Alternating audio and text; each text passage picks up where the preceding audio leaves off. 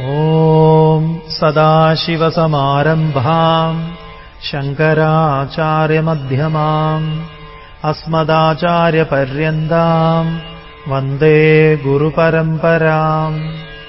ശ്രുതിസ്മൃതിപുരാണാനാം ആലയം കരുണാലയം നമാമി ഭഗവത്പാദം ശങ്കരം ലോകശങ്കരം.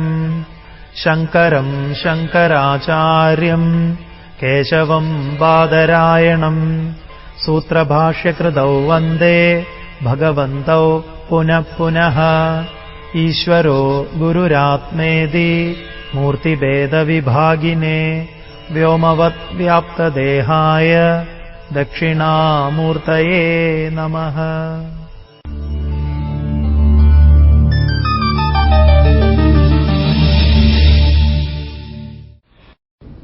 ഭഗവത്ഗീത ഏത് ഗ്രന്ഥം അധ്യയനം ചെയ്യുന്നതിന് മുൻപായിട്ട് ആ ഗ്രന്ഥത്തിൻ്റെ താത്പര്യം, ആരാണ് ആ ഗ്രന്ഥത്തിൻ്റെ രചയിതാവ്, അതിൻ്റെ സന്ദർഭം ഇത്യാദി കാര്യങ്ങളൊക്കെ ധ്യാനശ്ലോകത്തിൽ ചർച്ച ചെയ്യുന്നു. നാം അധ്യയനം ചെയ്യാൻ പോകുന്ന ഭഗവത്ഗീത എന്താണ്? ആ ഭഗവത്ഗീത ആരാണത് രചിച്ചത്? എന്താണ് അതിൻ്റെ ഉദ്ദേശം? ഈ വക കാര്യങ്ങളൊക്കെ ഇതിൽ പറയുന്നു. മാത്രമല്ല ധ്യാനശ്ലോകം എന്നാണ് പറയുക. എന്താണ് ധ്യാനം അല്ലെങ്കിൽ ധ്യാനശ്ലോകം? നമ്മുടെ ഭാരതത്തിൽ, മറ്റ് വിദേശ രാജ്യങ്ങളിൽ ഈയൊരു സംസ്കാരം ഉണ്ടോ എന്ന് സ്വാമിക്ക് അറിയില്ല. ഭാരതത്തിൽ ഏത് കർമ്മം ചെയ്യുന്നതിന് മുൻപായിട്ട് ഒരു ധ്യാനാവസ്ഥിത മനസ്സിനെ രൂപപ്പെടുത്തേണ്ടതുണ്ട്. താൻ എന്താണ് ചെയ്യാൻ പോകുന്നത്, ഏത് കർമ്മം. അതുകൊണ്ട് ഭാരതത്തിൽ ഋഷിമാർ, പൂർവികന്മാരായിട്ടുള്ള നമ്മുടെ ആചാര്യന്മാർ ഏത് കർമ്മത്തിന് മുൻപായിട്ട് നമുക്കൊരു ധ്യാന ശ്ലോകം അല്ലെങ്കിൽ ഒരു മന്ത്രം അവർ പറഞ്ഞു തന്നിട്ടുണ്ട്. പ്രഭാതത്തിൽ എഴുന്നേൽക്കുന്നത് എങ്ങനെയായിരിക്കണം? എഴുന്നേറ്റ് കഴിഞ്ഞാൽ കരാഗ്രേ വസുദേ ലക്ഷ്മി, കരമധ്യേ സരസ്വതി, കരമൂലയത്ത് ഗോവിന്ദ, പ്രഭാതേ കരദർശനം എന്ന് പറഞ്ഞു കഴിഞ്ഞാൽ ഞാനിതാ രാവിലെ എഴുന്നേറ്റ് എൻ്റെ കരത്തിലാണ് സരസ്വതിയും ഗോവിന്ദനും ലക്ഷ്മിയും ഇരിക്കുന്നത്. ഈ കരങ്ങളെ ഞാൻ വേണ്ടവണ്ണം, ഈ കരങ്ങളെ കൊണ്ട് ഞാൻ പ്രവൃത്തി ചെയ്യേണ്ടുന്നവനാണ്. കരത്തിൻ്റെ സാധ്യതയെ ആദ്യം തന്നെ നമുക്ക് ബോധിപ്പിച്ചു തരിക. കരാഗ്രേ വസുദേ ലക്ഷ്മി എന്ന് പറഞ്ഞുകൊണ്ട് അന്ധമായ എന്തെങ്കിലും ഒരു ആചരണമല്ല. അപ്പൊ തൻ്റെ സാധ്യതകളെ മുഴുവൻ അറിയാൻ ഒന്ന് ഓർമ്മിപ്പിക്കുകയാണ് നമ്മെ എന്ന് പറയാം. തുടർന്ന് ഭൂമിയിലേക്ക് കാലെടുത്ത് വയ്ക്കുന്നതിന് മുൻപായിട്ട് സമുദ്രവസനേ ദേവി പർവ്വതസ്തന മണ്ഡലേ വിഷ്ണുപത്നി നമസ്തുഭ്യം പാദസ്പർശം ക്ഷമസ്വമേ എന്ന് പറഞ്ഞ് ഭൂമിയിലേക്ക് കാലെടുത്ത് വയ്ക്കുമ്പോൾ എന്താണ് ഭൂമി, ഞാൻ കർമ്മം ചെയ്യാൻ പോകുന്ന ഈ കർമ്മഭൂമി എങ്ങനെയുള്ളതാണ്, ഇതിൽ ഈ ഭൂമിയിൽ പെരുമാറുന്ന എൻ്റെ മനോഭാവം ഏത് പ്രകാരത്തിലുള്ളതായിരിക്കണം, ഈ കാര്യങ്ങളൊക്കെ നമ്മെ ഓർമ്മിപ്പിക്കാൻ. ഇങ്ങനെ ഓരോ കർമ്മം ചെയ്യുമ്പോഴും, പല്ല് തേക്കുമ്പോഴാകട്ടെ, അല്ലെങ്കിൽ കുളിക്കുന്നതിന് മുൻപ്, കുളി കഴിഞ്ഞാൽ, ഭക്ഷണം കഴിക്കുന്നതിന് മുൻപ്, പഠിക്കുന്നതിന് മുൻപ്, ഓരോ കർമ്മം ചെയ്യും. ഇതിൻ്റെ രഹസ്യം 3-ാം അധ്യായത്തിൽ ഭഗവാൻ പറയുന്നുണ്ട്. യത് കരോഷി യത് അശ്നാസി യത് ജുഹോഷി ദദാസി യത് യത് തപസ്യസി കൗന്ദേയ തത് കുരുഷ്വ മദർപ്പണം. ഇതൊക്കെ നമ്മൾ വിശദമായിട്ട് കാണും. എങ്ങനെയാണ് ഭഗവത് അർപ്പണമായിക്കൊണ്ട് കർമ്മം ചെയ്യേണ്ടുന്നത്. അപ്പൊ ധ്യാന ശ്ലോകം എന്നത് ഭഗവത്ഗീതയിൽ ധ്യാനശ്ലോകം ഭഗവത്ഗീതയിൽ ഉള്ളതാണോ ഈ ധ്യാനശ്ലോകം എന്ന് ചോദിച്ചു കഴിഞ്ഞാൽ ഭഗവത്ഗീതയിൽ ഉള്ളതല്ല. ഭഗവത്ഗീത നിങ്ങൾക്കറിയാം, മഹാഭാരതം ഭീഷ്മപർവം 25-ാം അധ്യായം മുതൽ തുടർന്നു വരുന്ന 18 അധ്യായങ്ങളിൽ 700-701 ശ്ലോകങ്ങളെ കൊണ്ട് എന്താണ് 700, എന്താ 701 എന്നൊക്കെ നമ്മൾ വരുന്ന ദിവസങ്ങളിൽ കാണും. ഇങ്ങനെയുള്ള 700ഉം 701, 700 എന്നൊരു പക്ഷം, 701 എന്ന് വേറൊരു പക്ഷം. ശ്ലോകങ്ങളാണ്, 18 അധ്യായങ്ങളാണ് എന്നൊക്കെ ഏവർക്കും അറിയാവുന്നതാണ്. അപ്പൊ ഏത് കർമ്മത്തിന് മുൻപായിട്ടും നമുക്കിത്തരത്തിലൊരു ധ്യാനാവസ്ഥിത മനസ്സ് നമുക്ക് ആവശ്യമാണ്. പലപ്പോഴും നമുക്ക് സോറി പറയേണ്ടി വരുന്നത്, അല്ലെങ്കിൽ മറന്നുപോയി എന്ന് പറയേണ്ടി വരുന്നത് ഈ ധ്യാനം ഇല്ലാത്തത് കൊണ്ടാണ്. ഈ ധ്യാന ശ്ലോകം ഭഗവത്ഗീതയിലുള്ളതല്ല. പിൽക്കാലത്ത് പിന്നീട് മധുസൂദന സരസ്വതി എന്ന ഒരു കവിയും പണ്ഡിതനും സർവോപരി മഹാജ്ഞാനിയുമായിരുന്ന മധുസൂദന സരസ്വതിയാൽ വിരചിതമാണ് ഈ ഭഗവത്ഗീതയുടെ ധ്യാന ശ്ലോകം. ഓം പാർത്ഥായ പ്രതിബോധിതാം ഭഗവതാ നാരായണേന സ്വയം വ്യാസേന ഗ്രഥിതാം പുരാണമുനിനാ മധ്യേ മഹാഭാരതം. അദ്വൈതാമൃതവർഷിണീം ഭഗവതീം അഷ്ടാദശാധ്യായിനീം അംബ ത്വാമനുസന്ദധാമി ഭഗവദ്ഗീതേ ഭവദ്വേഷിണീം. ഓം പാർത്ഥായ പ്രതിബോധിതാം. പാർത്ഥനായിക്കൊണ്ട്, അർജുനനായിക്കൊണ്ട്. അർജുനൻ അറിയാം, മഹാഭാരതത്തിലെ ഭഗവാൻ ശ്രീകൃഷ്ണൻ കഴിഞ്ഞാൽ ഏറ്റവും ശ്രദ്ധേയമായിട്ടുള്ള ഒരു കഥാപാത്രമാണ് അർജുനൻ. അർജുനനായിക്കൊണ്ട് എന്ന് പറഞ്ഞാൽ നമുക്കായിക്കൊണ്ട് എന്നാണ്. നരനാരായണ സംവാദമാണ് ഭഗവത്ഗീത എന്ന് പറയാറുണ്ട്. നരനും നാരായണൻ. നരന്റെ അല്ലെങ്കിൽ മുഴുവൻ ലോകത്തിലെ നരന്മാരെയും അർജുനൻ പ്രതിനിധാനം ചെയ്യുന്നു. ശങ്കരാചാര്യസ്വാമികൾ ഭഗവത്ഗീതയ്ക്ക് ഭാഷ്യം രചിക്കുമ്പോൾ ആദ്യം പറയുന്നത് തന്നെ ഇതാണ്: അർജുനം നിമിത്തീകൃത്യ ലോകസംഗ്രഹാർത്ഥം വാസുദേവ ആഹ. ഭഗവാൻ അർജുനനെ നിമിത്തമാക്കിക്കൊണ്ട് ലോകത്തിൻ്റെ കല്യാണത്തിനായിക്കൊണ്ട് ഭഗവാൻ ഉപദേശിച്ചു, അല്ലെങ്കിൽ പറഞ്ഞു. അർജുനം നിമിത്തീകൃത്യ. അപ്പം അർജുനനായിക്കൊണ്ട്, പാർത്ഥായ എന്ന് പറഞ്ഞാൽ അർജുനനായിക്കൊണ്ട്. ആരാ പറയുന്നത്? എങ്ങനെയാ പറയുന്നത്? പ്രതിബോധിതാം, നല്ലവണ്ണം. പ്രകർഷേണ ബോധിതാം പ്രതിബോധിതാം. നല്ലവണ്ണം എന്ന് പറഞ്ഞാൽ എങ്ങനെയാ? നല്ലവണ്ണം എന്ന് പറഞ്ഞാൽ വീണ്ടും വീണ്ടും പറയുക എന്നുള്ളതാണോ?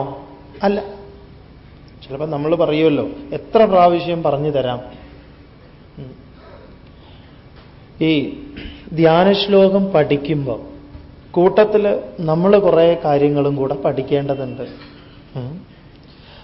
പ്രതിബോധിതാം എന്നതിൽ നിന്ന് തന്നെ നമ്മുടെ നിത്യജീവിതത്തിലേക്ക് വേണ്ടുന്ന ഒരുപാട് കാര്യങ്ങൾ നമ്മൾ ഉൾക്കൊള്ളണം എന്ന് പറയാം. ഒരുപാട് കാര്യം.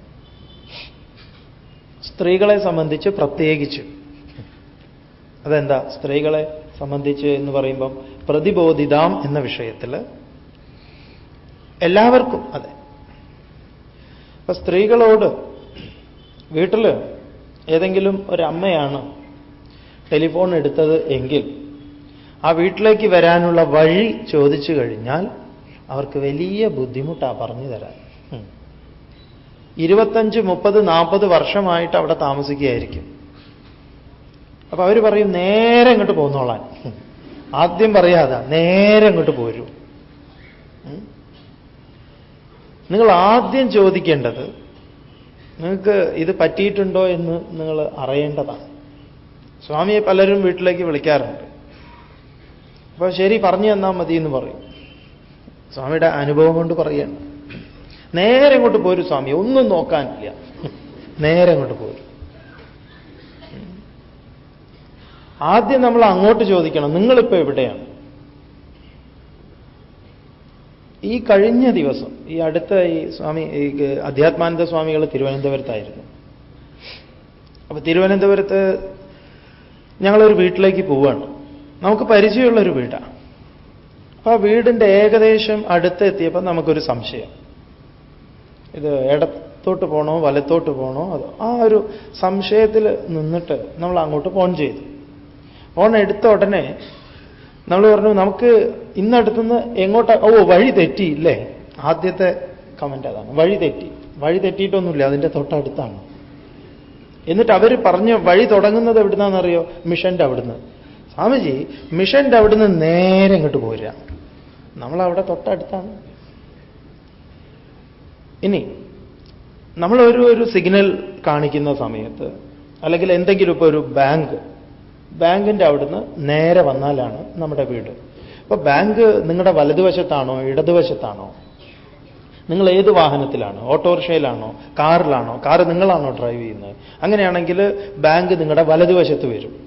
വലതുവശത്ത് ആ ബാങ്ക് കഴിഞ്ഞാൽ അടുത്ത് വരുന്ന റൈറ്റിലേക്ക് വരുന്ന വഴി എന്ന് നമ്മൾ പറഞ്ഞു കൊടുക്കുമ്പം ആ ഡ്രൈവ് ചെയ്യുന്ന ആളെ നമ്മൾ കാണണം. നമ്മൾ ആ സീറ്റിൽ ഇരുന്നിട്ട് വേണം വഴി പറയാൻ. മിക്കവാറും അമ്മമാരെ ഇടത്തോട്ടുള്ളതിന് വലത്തോട്ട് തന്നെ പറയാറുള്ളൂ.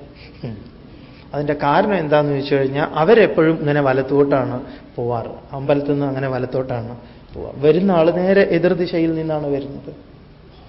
ഈ പ്രതിബോധിതാം എന്നത് നമ്മൾ എത്രമാത്രം നമ്മുടെ ജീവിതത്തിൽ ഈ ആശയവിനിമയം നടക്കുന്ന സമയത്ത് നമ്മൾ എത്ര പറയാറുണ്ട്. ഒരു സാധനം വീട്ടിൽ നിന്ന് എടുക്കാൻ വേണ്ടിയിട്ട്, അത് ഇന്നടത്താണ് വെച്ചത്, ഇന്നടത്താണ് ഉള്ളത് എന്ന് എടുക്കാൻ, അത് അവിടെ ഉണ്ട്. എവിടെ? ഇല്ലേ? പ്രതിബോധിത ഒന്ന്. ഇതാണ് അതിൻ്റെ അടിത്തട്ട് എന്ന് പറയാം, താഴത്തെ തട്ട്. പിന്നെ മനസ്സിലാവുന്ന രീതിയിൽ സംസാരിക്കാം. എന്താണ്? അയാൾക്ക് മനസ്സിലാവരുത്, അതിനു വേണ്ടിയിട്ട് വ്യക്തമല്ലാതെ ഓരോന്ന് പറയുക.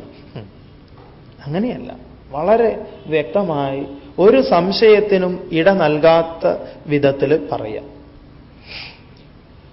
ശ്രീരാമചന്ദ്ര മഹാപ്രഭുവിൻ്റെ ദൂതനായിക്കൊണ്ട് ലങ്കയിലേക്ക് പോയിട്ടുള്ള ഹനുമാൻ കാര്യം നിർവഹിച്ച് തിരിച്ച് തൻ്റെ മഹാപ്രഭുവിനെ കണ്ട സമയത്ത് ആദ്യം തന്നെ പറഞ്ഞത്, ഞാൻ സീതാദേവിയെ കണ്ടു എന്നാണ്.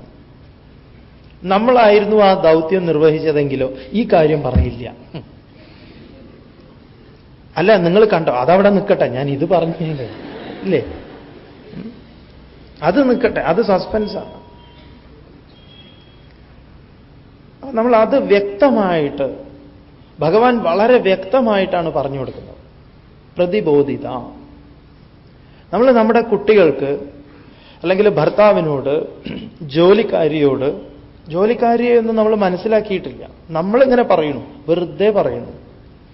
അവർ വീണ്ടും വീണ്ടും ചോദിക്കണം, പക്ഷെ പറഞ്ഞുകൊണ്ടിരിക്കുന്നു, കാര്യം നടക്കുന്നില്ല. ഈ പ്രകർഷേണയുള്ള ബോധിപ്പിക്കൽ, നല്ലവണ്ണമുള്ള ബോധിപ്പിക്കൽ നമ്മുടെ നിത്യജീവിതത്തിൽ നടക്കുന്നുണ്ടോ? വളരെ ആലോചിക്കേണ്ടുന്ന ഒന്നാണ്. നമ്മൾ ധ്യാന ശ്ലോകത്തിൽ നിന്ന് ഭഗവത്ഗീത കേൾക്കുന്ന സമയത്ത് നമ്മൾ പഠിക്കേണ്ടുന്ന പാഠങ്ങളിൽ ഒന്നാമത്തെ പാഠം ധ്യാന ശ്ലോകത്തിൽ ഇതാണ്. ഭഗവാൻ അർജുനന് പല പല ഉപായങ്ങൾ പറഞ്ഞു കൊടുക്കുന്നു. ഒരുപാട് ഉപായങ്ങൾ. നമ്മുടെ മുൻപിലേക്ക് വരുന്ന ഒരാളെ നിരാശപ്പെടുത്തി വിടരുത്, ഉപായങ്ങളുണ്ടാവും.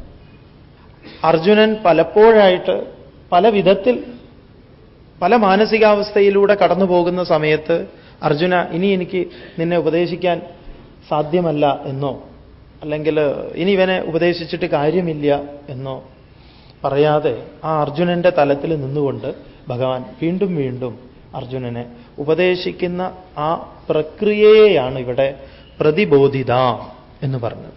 നല്ലവണ്ണം ആ അർജുന മനസ്സിനെ അറിഞ്ഞ് നമ്മൾ ആർക്കാണോ പറഞ്ഞു കൊടുക്കുന്നത് അവർക്ക് എന്താണ് കിട്ടേണ്ടത്, അവർക്ക് ഏത് കിട്ടിയാൽ അവൻ ശാന്തനാവും, പരമമായിട്ടുള്ള ശാന്തി അതൊരാൾക്ക് ലഭിക്കണം, അല്ലെങ്കിൽ വിജയം ലഭിക്കണം എന്ന് നമ്മുടെ മുൻപിൽ അത് വരുന്ന സമയത്ത് നാം അവരെ ഉപദേശിക്കുന്നത് അല്ലെങ്കിൽ അവർക്ക് പറഞ്ഞു കൊടുക്കുന്നതിനെയാണ് പ്രതിബോധിതാം എന്ന് പറയുന്നത്. ആരാണ്? ഭഗവതാ നാരായണേന സ്വയം, ഭഗവാനായിട്ടുള്ള നാരായണനാൽ. നാരം എന്ന് പറഞ്ഞാൽ അറിവ് എന്നാണ്. ആ അറിവിൻ്റെ മൂർത്തിയായ സാക്ഷാൽ നാരായണൻ തന്നെയാണ് സ്വയം, നാരായണനാൽ സ്വയം ഭഗവാൻ അർജുനനായിക്കൊണ്ട് പറഞ്ഞു കൊടുക്കുന്നു. എങ്ങനെയാണ് ഇത് പറയുന്നത്? യാതൊരു തെറ്റിദ്ധാരണയും വേണ്ട. വ്യാസേന ഗ്രഥിതാം. വ്യാസൻ എന്ന മഹാഋഷിയാൽ, കൃഷ്ണദ്വൈപായനൻ എന്ന പേരും അതുപോലെ പരാശര മഹർഷിയുടെയും സത്യവതിയുടെയും പുത്രനായിട്ടുള്ള കൃഷ്ണദ്വൈപായനൻ എന്ന ഋഷി വ്യാസൻ എന്ന പേര് വേദത്തെ വ്യസിച്ചതിന് ശേഷം, വ്യസിക്കുക എന്ന് പറഞ്ഞാൽ പകുക്കുക, അങ്ങനെയുള്ള വ്യാസേന ഗ്രഥിതാം, വ്യാസനാൽ വിരചിതമായ. ആരാണ് വ്യാസൻ? പുരാണ മുനിന. പുരാണമുനിന എന്നുള്ളതിന് പറയുന്നത് എന്താ? ഇവിടെ പല പ്രകാരത്തിൽ നിങ്ങൾക്ക് ഈ വ്യാഖ്യാനങ്ങളെ കാണാൻ സാധിക്കും. പുരാണങ്ങളെ രചിച്ച മുനിയെന്നും, പുരാണം എന്ന് പറഞ്ഞു കഴിഞ്ഞാൽ പഴയതും അതുപോലെ നവമായിട്ടുള്ള നിത്യ നൂതനത്വം പകരുന്നതുമായിട്ടുള്ള രചനകൾ നടത്തിയിട്ടുള്ള മുനി വ്യാസൻ. പുരാണങ്ങൾ രചിച്ചിട്ടുണ്ട്. അതേ സമയത്ത് മുനിമാരിൽ ശ്രേഷ്ഠനായിട്ടുള്ള പഴക്കം ചെന്ന ഒരു മുനിയുമാണ്. പുരാണങ്ങൾ രചിച്ചിട്ടുണ്ട്. അതേ സമയത്ത് മുനിമാരിൽ ശ്രേഷ്ഠനായിട്ടുള്ള പഴക്കം ചെന്ന ഒരു മുനിയുമാണ്. പുരാണങ്ങളുടെയൊക്കെ, അതായത് മഹാപുരാണങ്ങൾ, 18 മഹാപുരാണങ്ങളും 18 ഉപപുരാണങ്ങളും നിർമ്മിച്ചിട്ടുള്ളത് വ്യാസഭഗവാനാണ്. വ്യാസർ തന്നെയാണ് മഹാഭാരതവും. അതുപോലെ രാമായണം വ്യാസൻ, അധ്യാത്മരാമായണം വ്യാസകൃതമാണ്. ഇതൊക്കെ രചിച്ചിട്ടുള്ള പുരാണമുനിയായിട്ടുള്ള വ്യാസനാൽ എവിടെയാണ്? മധ്യേ മഹാഭാരതം, മഹാഭാരതത്തിൻ്റെ മധ്യഭാഗത്ത്. മഹാഭാരതം എന്ന് പറഞ്ഞാൽ മഹത്വാത് ഭാരവത്വാത് ച മഹാഭാരതം. ഭാരമുള്ളത്, ഭാരം എന്ന് പറഞ്ഞാൽ ഇവിടെ അറിവിൻ്റെ ആ നിറവ് എന്നാണ്. അങ്ങനെയുള്ള മഹാഭാരതത്തിൻ്റെ മധ്യഭാഗത്താണ് ഭഗവത്ഗീത നിലകൊള്ളുന്നത്. വ്യാസഭഗവാൻ ഇതിനെ കേന്ദ്രീകരിപ്പിച്ചത്, അല്ലെങ്കിൽ അതിനെ എവിടെയാണ് ഈ തത്വശാസ്ത്രം ഈ വ്യാസഭഗവാൻ ഒരുക്കി വെച്ചത് എന്ന് ചോദിച്ചു കഴിഞ്ഞാൽ മഹാഭാരതത്തിൻ്റെ മധ്യഭാഗത്താണ് കേന്ദ്രമായിക്കൊണ്ട് നിലകൊള്ളുന്നു. അല്ലെങ്കിൽ മഹാഭാരതം വിരചിച്ചത് തന്നെ ഈ ഗീത പറയുന്നതിന് വേണ്ടിയിട്ടാണ്. മധ്യേ മഹാഭാരതം. എന്താണ് ഇതിൻ്റെ വിഷയം? അദ്വൈതാമൃത വർഷിണി, അദ്വൈതമാകുന്ന അമൃതത്തെ വർഷിക്കുന്ന. അദ്വൈതം എന്ന് പറഞ്ഞാൽ ന ദ്വൈതം, അദ്വൈതം. ദ്വൈതം എന്ന് പറഞ്ഞാൽ രണ്ടില്ലാത്തത് എന്നുള്ളതിന് മുറിവില്ലാത്തത്. വേറെ ആയി കഴിഞ്ഞാൽ മുറിവാണെന്നാ പറയാം. ഇതിന് അഖണ്ഡം എന്ന് പറയും. മുറിവില്ലാത്ത അമൃതം എന്ന് പറഞ്ഞാൽ മൃതമല്ലാത്ത, മരണമില്ലാത്ത, അദ്വൈതമാകുന്ന അമൃതത്തെ വർഷിക്കുന്ന, അത് നിരന്തരം തന്നുകൊണ്ടിരിക്കുന്ന അദ്വൈതാമൃതവർഷിണി. ഭഗവതീം അദ്വൈതാമൃതവർഷിണീം അഷ്ടാദശാധ്യായിനീം അംബ. ഇതൊക്കെ ഭഗവത്ഗീതയുടെ വിശേഷണങ്ങളാണ്. ഭഗവത്ഗീത എന്ന ഈ ശാസ്ത്രത്തെ പറയുന്നു. അദ്വൈതമാകുന്ന അമൃതത്തെ വർഷിക്കുന്നവളെ അല്ലയോ ഭഗവതി, ഭഗകളുള്ളവൾ, അല്ലെങ്കിൽ ഭഗവാൻ, ഭഗവതി. ഭഗ എന്ന് പറഞ്ഞാൽ ഐശ്വര്യസ്യ സമഗ്രസ്യ ധർമ്മസ്യ യശ ശ്രിയ വൈരാഗ്യസ്യാധമോക്ഷസ്യ ഷണ്ണാം ഭഗ ഇതീരിണ. ഭഗകൾ എന്ന് പറഞ്ഞാൽ ഈ പറഞ്ഞ ഗുണങ്ങളാണ്. ഇതിനെ ഭഗവാൻ എന്ന ശബ്ദത്തിൽ നമ്മൾ കാണും വിസ്തരിച്ച്. അപ്പൊ ഈ ഭഗവതിയും അഷ്ടാദശാധ്യായിനിയും 18 അധ്യായങ്ങളോട് കൂടിയിട്ടുള്ള ഹേ അംബേ, അല്ലയോ അംബേ, ത്വാം, അമ്മയെ, അങ്ങയെ അനുസന്തധാമി, അഹം അനുസന്തതാമി, ഞാൻ അനുസന്ധാനം ചെയ്യുന്നു. ഭഗവത്ഗീതേ ഭവദ്വേഷിണി, ഹേ ഭഗവത്ഗീതേ, അല്ലയോ ഭഗവത്ഗീതേ, ഭവദ്വേഷിണി, ഭവിച്ചിട്ടുള്ള, ഭവം എന്ന് പറഞ്ഞാൽ സംസാരം എന്നാണ്. സംസാരം എന്ന് പറഞ്ഞാൽ ഒഴുക്ക് എന്നൊന്നും, പിന്നെ ഒരുപാട് ദുരിതങ്ങൾ, കഷ്ടപ്പാടുകൾ, വ്യസനം, വ്യതകൾ, ഇതൊക്കെ സംസാരമാണ്. ഇതിനെയൊക്കെ തീർക്കാൻ പോകുന്നവളായിട്ടുള്ള അല്ലയോ ഭഗവത്ഗീതയെ, ഞാൻ അമ്മയെ അനുസന്ധാനം ചെയ്യാൻ പോകുന്നു. ഇതാണ് നമുക്ക് ആദ്യം ഉണ്ടായിരിക്കേണ്ടത്. എന്താണ് ഞാൻ അനുസന്ധാനം ചെയ്യാൻ പോകുന്നത്? പലപ്പോഴും ഗീത എന്ന് പറഞ്ഞാൽ എന്താന്ന് തന്നെ ആളുകൾക്ക് അറിയില്ല, എന്നിട്ട് എടുത്ത് വായിക്കാൻ തുടങ്ങും. ഒരു സ്കൂളിൽ ഭഗവത്ഗീത രചിച്ചത് ആരാണ് എന്ന് ചോദിച്ചപ്പം പല അഭിപ്രായങ്ങൾ വന്നിട്ടുണ്ട്. കുട്ടികൾ പറഞ്ഞു മഹാത്മാഗാന്ധിയാണെന്ന് പറഞ്ഞു, വിവേകാനന്ദ സ്വാമികളാണെന്ന് പറഞ്ഞു. പറഞ്ഞത് എന്താ, സ്ഥലം ചങ്ങനാശ്ശേരിയാണ്, മന്നത്ത് പത്മനാഭനാണെന്ന് വരെ പറഞ്ഞു, മന്നത്ത് അപ്പൂപ്പനാണെന്ന് വരെ പറഞ്ഞു. നമ്മൾ തമാശയായിട്ട് ഇന്നലെ അത് പറയുണ്ടായിരുന്നു. അപ്പം എന്താണ് ഭഗവത്ഗീത? ചിന്മയാനന്ദ സ്വാമികളാണ് ഭഗവത്ഗീത എഴുതിയത് എന്ന് പറഞ്ഞിട്ടുണ്ട്. അതൊക്കെ ഇപ്പോഴും അപ്പം നമ്മൾ വിചാരിക്കും, അങ്ങനെയൊക്കെ വരുമോ സ്വാമി? അതെ, ഇതിലപ്പുറവും നമ്മൾ കേൾക്കേണ്ടി വരും എന്ന് പറയാം. നമുക്ക് തോന്നും അങ്ങനെയൊന്നും ഉണ്ടാവില്ല, അതൊക്കെ വെറുതെ പറയുന്നതാണ്. നിങ്ങളൊരു സദസ്സിൽ ഈ വക കാര്യങ്ങളൊക്കെ ഒന്ന് ചോദിക്കുന്ന സമയത്ത് അത്ഭുതപ്പെടുത്തും നമ്മളെ ഈ വക കാര്യങ്ങളിലുള്ള ആളുകളുടെ അറിവ്. അത് വേദന ഉണ്ടാക്കുന്നതാണോ എന്നൊന്നും ചോദിച്ചു കഴിഞ്ഞാൽ അത്തരത്തിൽ നമ്മൾ ചിന്തിക്കേണ്ട ആവശ്യമില്ല. പക്ഷെ ഇതിൻ്റെ ഈ ഒരു ആരാണ് രചിച്ചത്? എന്താണ് ഭഗവത്ഗീത? ഭഗവത്ഗീത ഒരു സ്വതന്ത്ര കൃതിയാണെന്ന് വിശ്വസിക്കുന്ന ഒരുപാട് പേരുണ്ട്.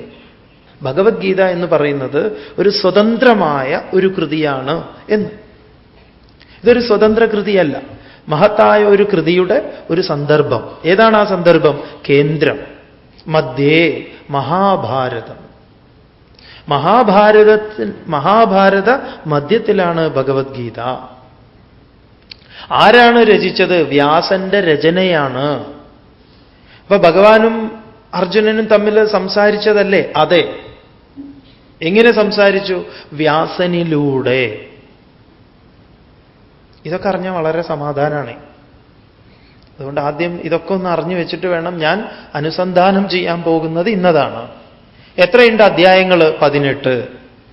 18 അധ്യായം കൊണ്ട് ഇത് തീരും. പലപ്പോഴും നമ്മൾ പല സീരിയലുകളും തുടങ്ങുമ്പം ഇത് എത്ര എപ്പിസോഡ് ഉണ്ട് അറിയില്ല, എന്ന് കഴിയും ഒരൈഡിയ ഇല്ല, എന്ന് തീർക്കും ആർക്കും അറിയില്ല.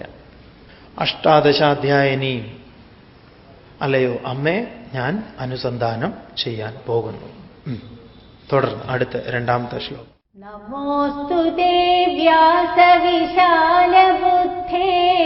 ഫുല്ലാരവിന്ദായതപത്രനേത്രാ യേന ത്വയാ ഭാരതതൈലപൂർണഃ പ്രജ്വാലിതോ ജ്ഞാനമയപ്രദീപഃ.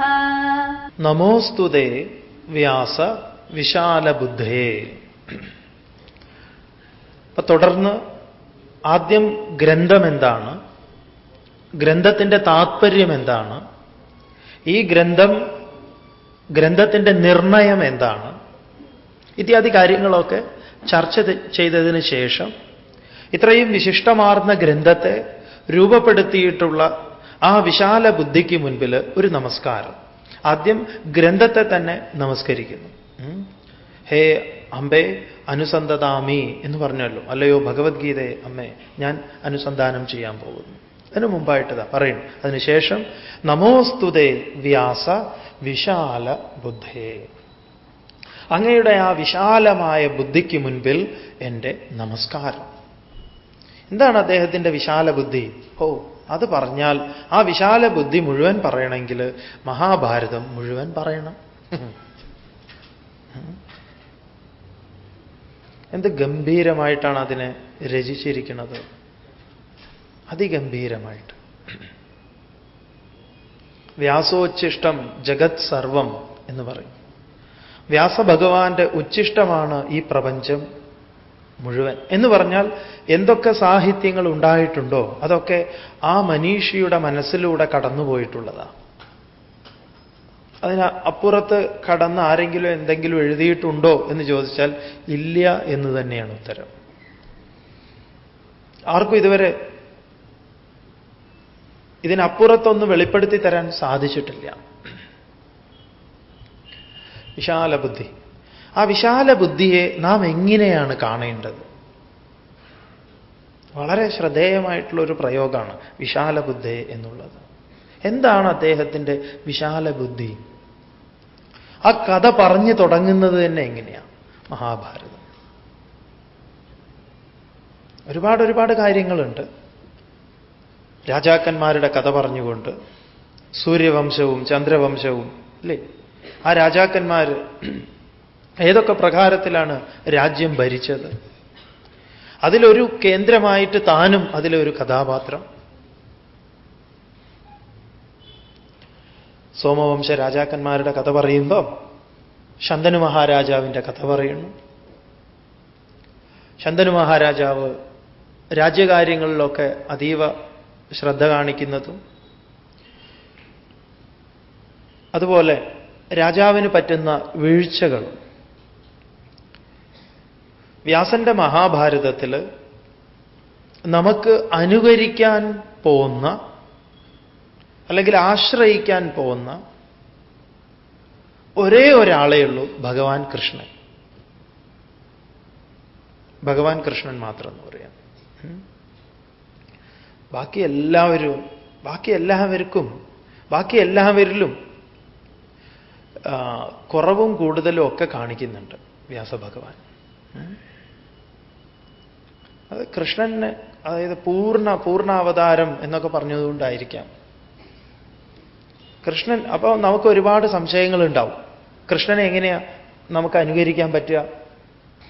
കൃഷ്ണന്റെ കർമ്മത്തെയും ജന്മത്തെയും താത്വികമായി അറിയണം എന്ന് ഭഗവാൻ ഗീതയിൽ പറഞ്ഞിട്ടുണ്ട്.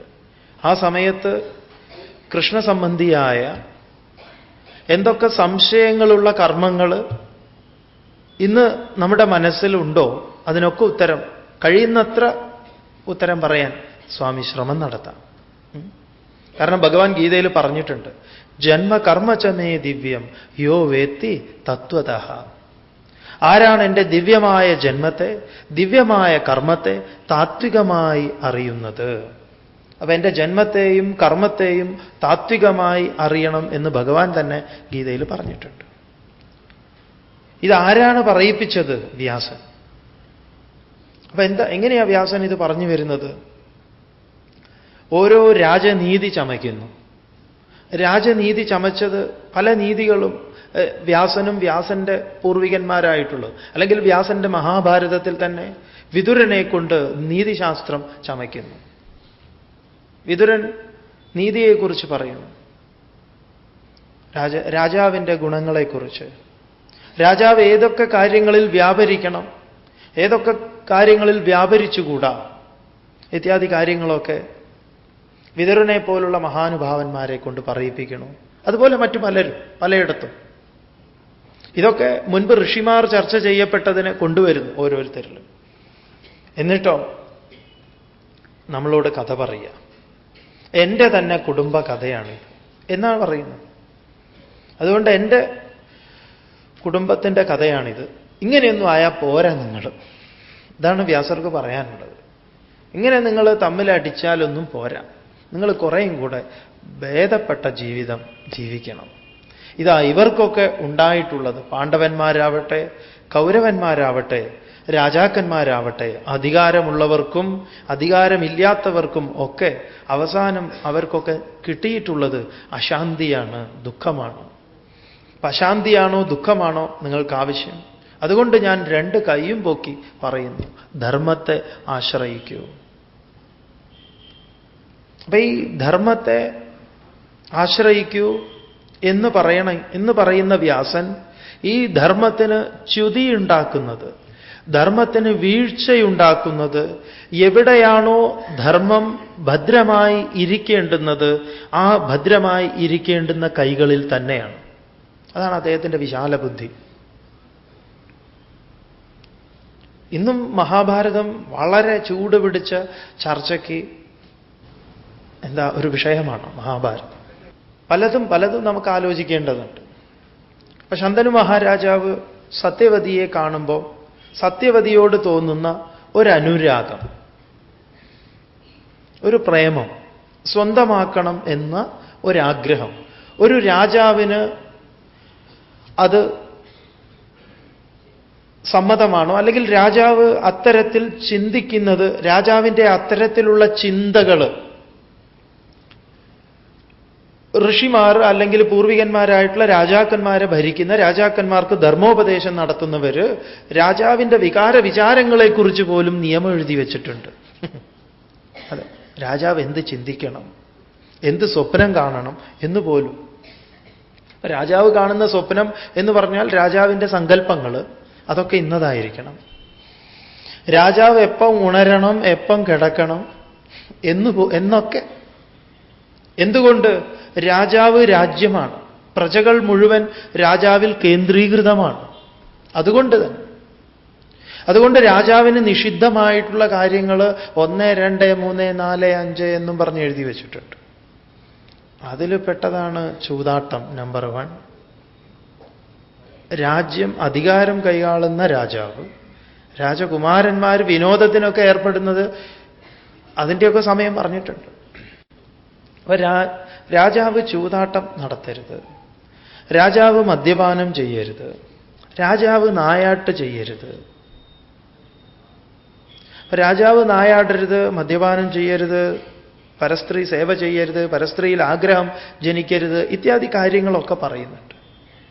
ഇതൊക്കെ സംഭവിച്ചാൽ ഒരു തലമുറ തന്നെ, ആ തലമുറയെ തന്നെ സ്വാധീനിക്കുന്നതാണ് രാജാവിൻ്റെ വികാര വിചാരങ്ങളും ചെയ്തികളുമെന്ന് ഋഷി എഴുതി വെച്ചിട്ടുണ്ട്. എഴുതി വയ്ക്കുക എന്ന് പറഞ്ഞാൽ അത് നിയമമാക്കി രാജനീതിയാക്കി വെച്ചിട്ടുണ്ട്. അപ്പൊ ശന്തനു മഹാരാജാവിൽ വേറൊരു സ്ത്രീയിൽ ആഗ്രഹം ജനിപ്പിച്ചുകൊണ്ട് ആ ആഗ്രഹത്തെ നിറവേറ്റുന്നതിനായിട്ട് പുത്രന്റെ ഒരു ദൗത്യം, പുത്രന്റെ ഒരു ഇടപെടൽ, പുത്രനെയും കൂടെ ആ കർമ്മത്തിലേക്ക് വലിച്ചിഴച്ചുകൊണ്ട് നമ്മളോട് കഥ പറയുക, അല്ലേ? രാജാവ് തിരിച്ചു വരുമ്പം രാജാവിനുണ്ടാവുന്ന വിഷമം, ആ വിഷമത്തിൻ്റെ കാരണം അന്വേഷിക്കുന്ന ഭീഷ്മരോട് പറയണു ഇന്നതാണ് കാര്യങ്ങൾ. ഭീഷ്മർ പറയണു ഞാൻ ഏർപ്പാടാക്കി തരാം കാര്യങ്ങളൊക്കെ ഇല്ലേ? ഭീഷ്മർ അതിനു വേണ്ട കാര്യങ്ങളൊക്കെ നിർവഹിക്കുന്നു. ആ സമയത്ത് പുത്രൻ എന്ന ധർമ്മം എന്താണ് എന്ന് ഇതുപോലെ നിയമത്തിൽ പറഞ്ഞിട്ടുണ്ട്. പുത്രൻ എന്ന് പറഞ്ഞാൽ പുംനാംനം എന്ന നരകത്തിൽ നിന്ന് ത്രാണനം ചെയ്യിക്കേണ്ടുന്നവൻ എന്നാണ് പുത്രൻ എന്ന് പറയുന്നത്. പുംനാംനത്തോടുകൂടിയ നരകം എന്ന് പറഞ്ഞാൽ സംസാരം. അച്ഛനുണ്ടാകാനിടയുള്ള, അച്ഛൻ എന്തൊക്കെ കെട്ടുപാടുകൾ വരുമോ ആ കെട്ടുപാടുകളിൽ നിന്ന് മുഴുവൻ മോചിപ്പിച്ച് അച്ഛനെ സ്വതന്ത്രനാക്കി പരമമായ ആ ലക്ഷ്യത്തിലേക്ക്, ആത്മസാക്ഷാത്കാരത്തിലേക്ക്, സമാധി അനുഭവത്തിലേക്ക് കടന്നു ചെല്ലാൻ, കയറി ചെല്ലാൻ എല്ലാവിധ പ്രോത്സാഹനങ്ങളും നൽകേണ്ടുന്ന ഉത്തരവാദിത്വപ്പെട്ട ഒരുവനെയാണ് ഭാരതം പുത്രൻ എന്ന് വിശേഷിപ്പിച്ചത്. അങ്ങനെ പുത്രന്റെ ധർമ്മത്തെ വ്യതിചലിപ്പിച്ചുകൊണ്ട് പുത്രൻ എന്ത് ചെയ്യുന്നു? അച്ഛന് വേണ്ടിയിട്ട് അച്ഛന് വേണ്ടി, നമ്മുടെ നാടൻ ഭാഷയിൽ പറഞ്ഞാൽ അച്ഛന് വേണ്ടി പെണ്ണ് കാണാൻ പോകുന്നു മകൻ, അല്ലേ? ഭാരതത്തിൽ മുൻപ് മകന് വേണ്ടി അച്ഛൻ പെണ്ണ് കാണുകയായിരുന്നു പതിവ്. ഇത് നേരെ മറിയുന്നു. ധർമ്മത്തിൻ്റെ ച്യുതി കാണിച്ചു തരികയാണ്. എവിടെയൊക്കെയാണ് ധർമ്മം കീഴ്മേൽ മറിയുന്നത്, അതിനെയൊക്കെ നല്ല ന്യായീകരണങ്ങൾ നമ്മൾ നൽകുന്നുവെങ്കിൽ ഈ വിശാല ബുദ്ധി നമ്മൾ കാണില്ല. അപ്പൊ ഇത് സമൂഹത്തിൽ ചർച്ച ചെയ്യപ്പെടണം. അച്ഛനുണ്ടായ ആഗ്രഹത്തിൽ, ആ അച്ഛൻ്റെ ആഗ്രഹത്തെ നിറവേറ്റാൻ പോകുന്ന മകന്റെ പോക്ക് ശരിയോ തെറ്റോ, നമ്മൾ പറയും അവനാണ് മകനെന്ന്. അച്ഛൻ്റെ എല്ലാ സങ്കല്പങ്ങളെയും പൂർത്തീകരിച്ചു കൊടുക്കുന്നവനല്ല പുത്രൻ എന്ന് ആദ്യം പറഞ്ഞിട്ടുണ്ട്. പുത്രൻ എന്താണ്? എല്ലാ ബന്ധനങ്ങളിൽ നിന്നും മോചിപ്പിക്കുന്നവനെയാണ് പുത്രൻ എന്ന് പറഞ്ഞത്.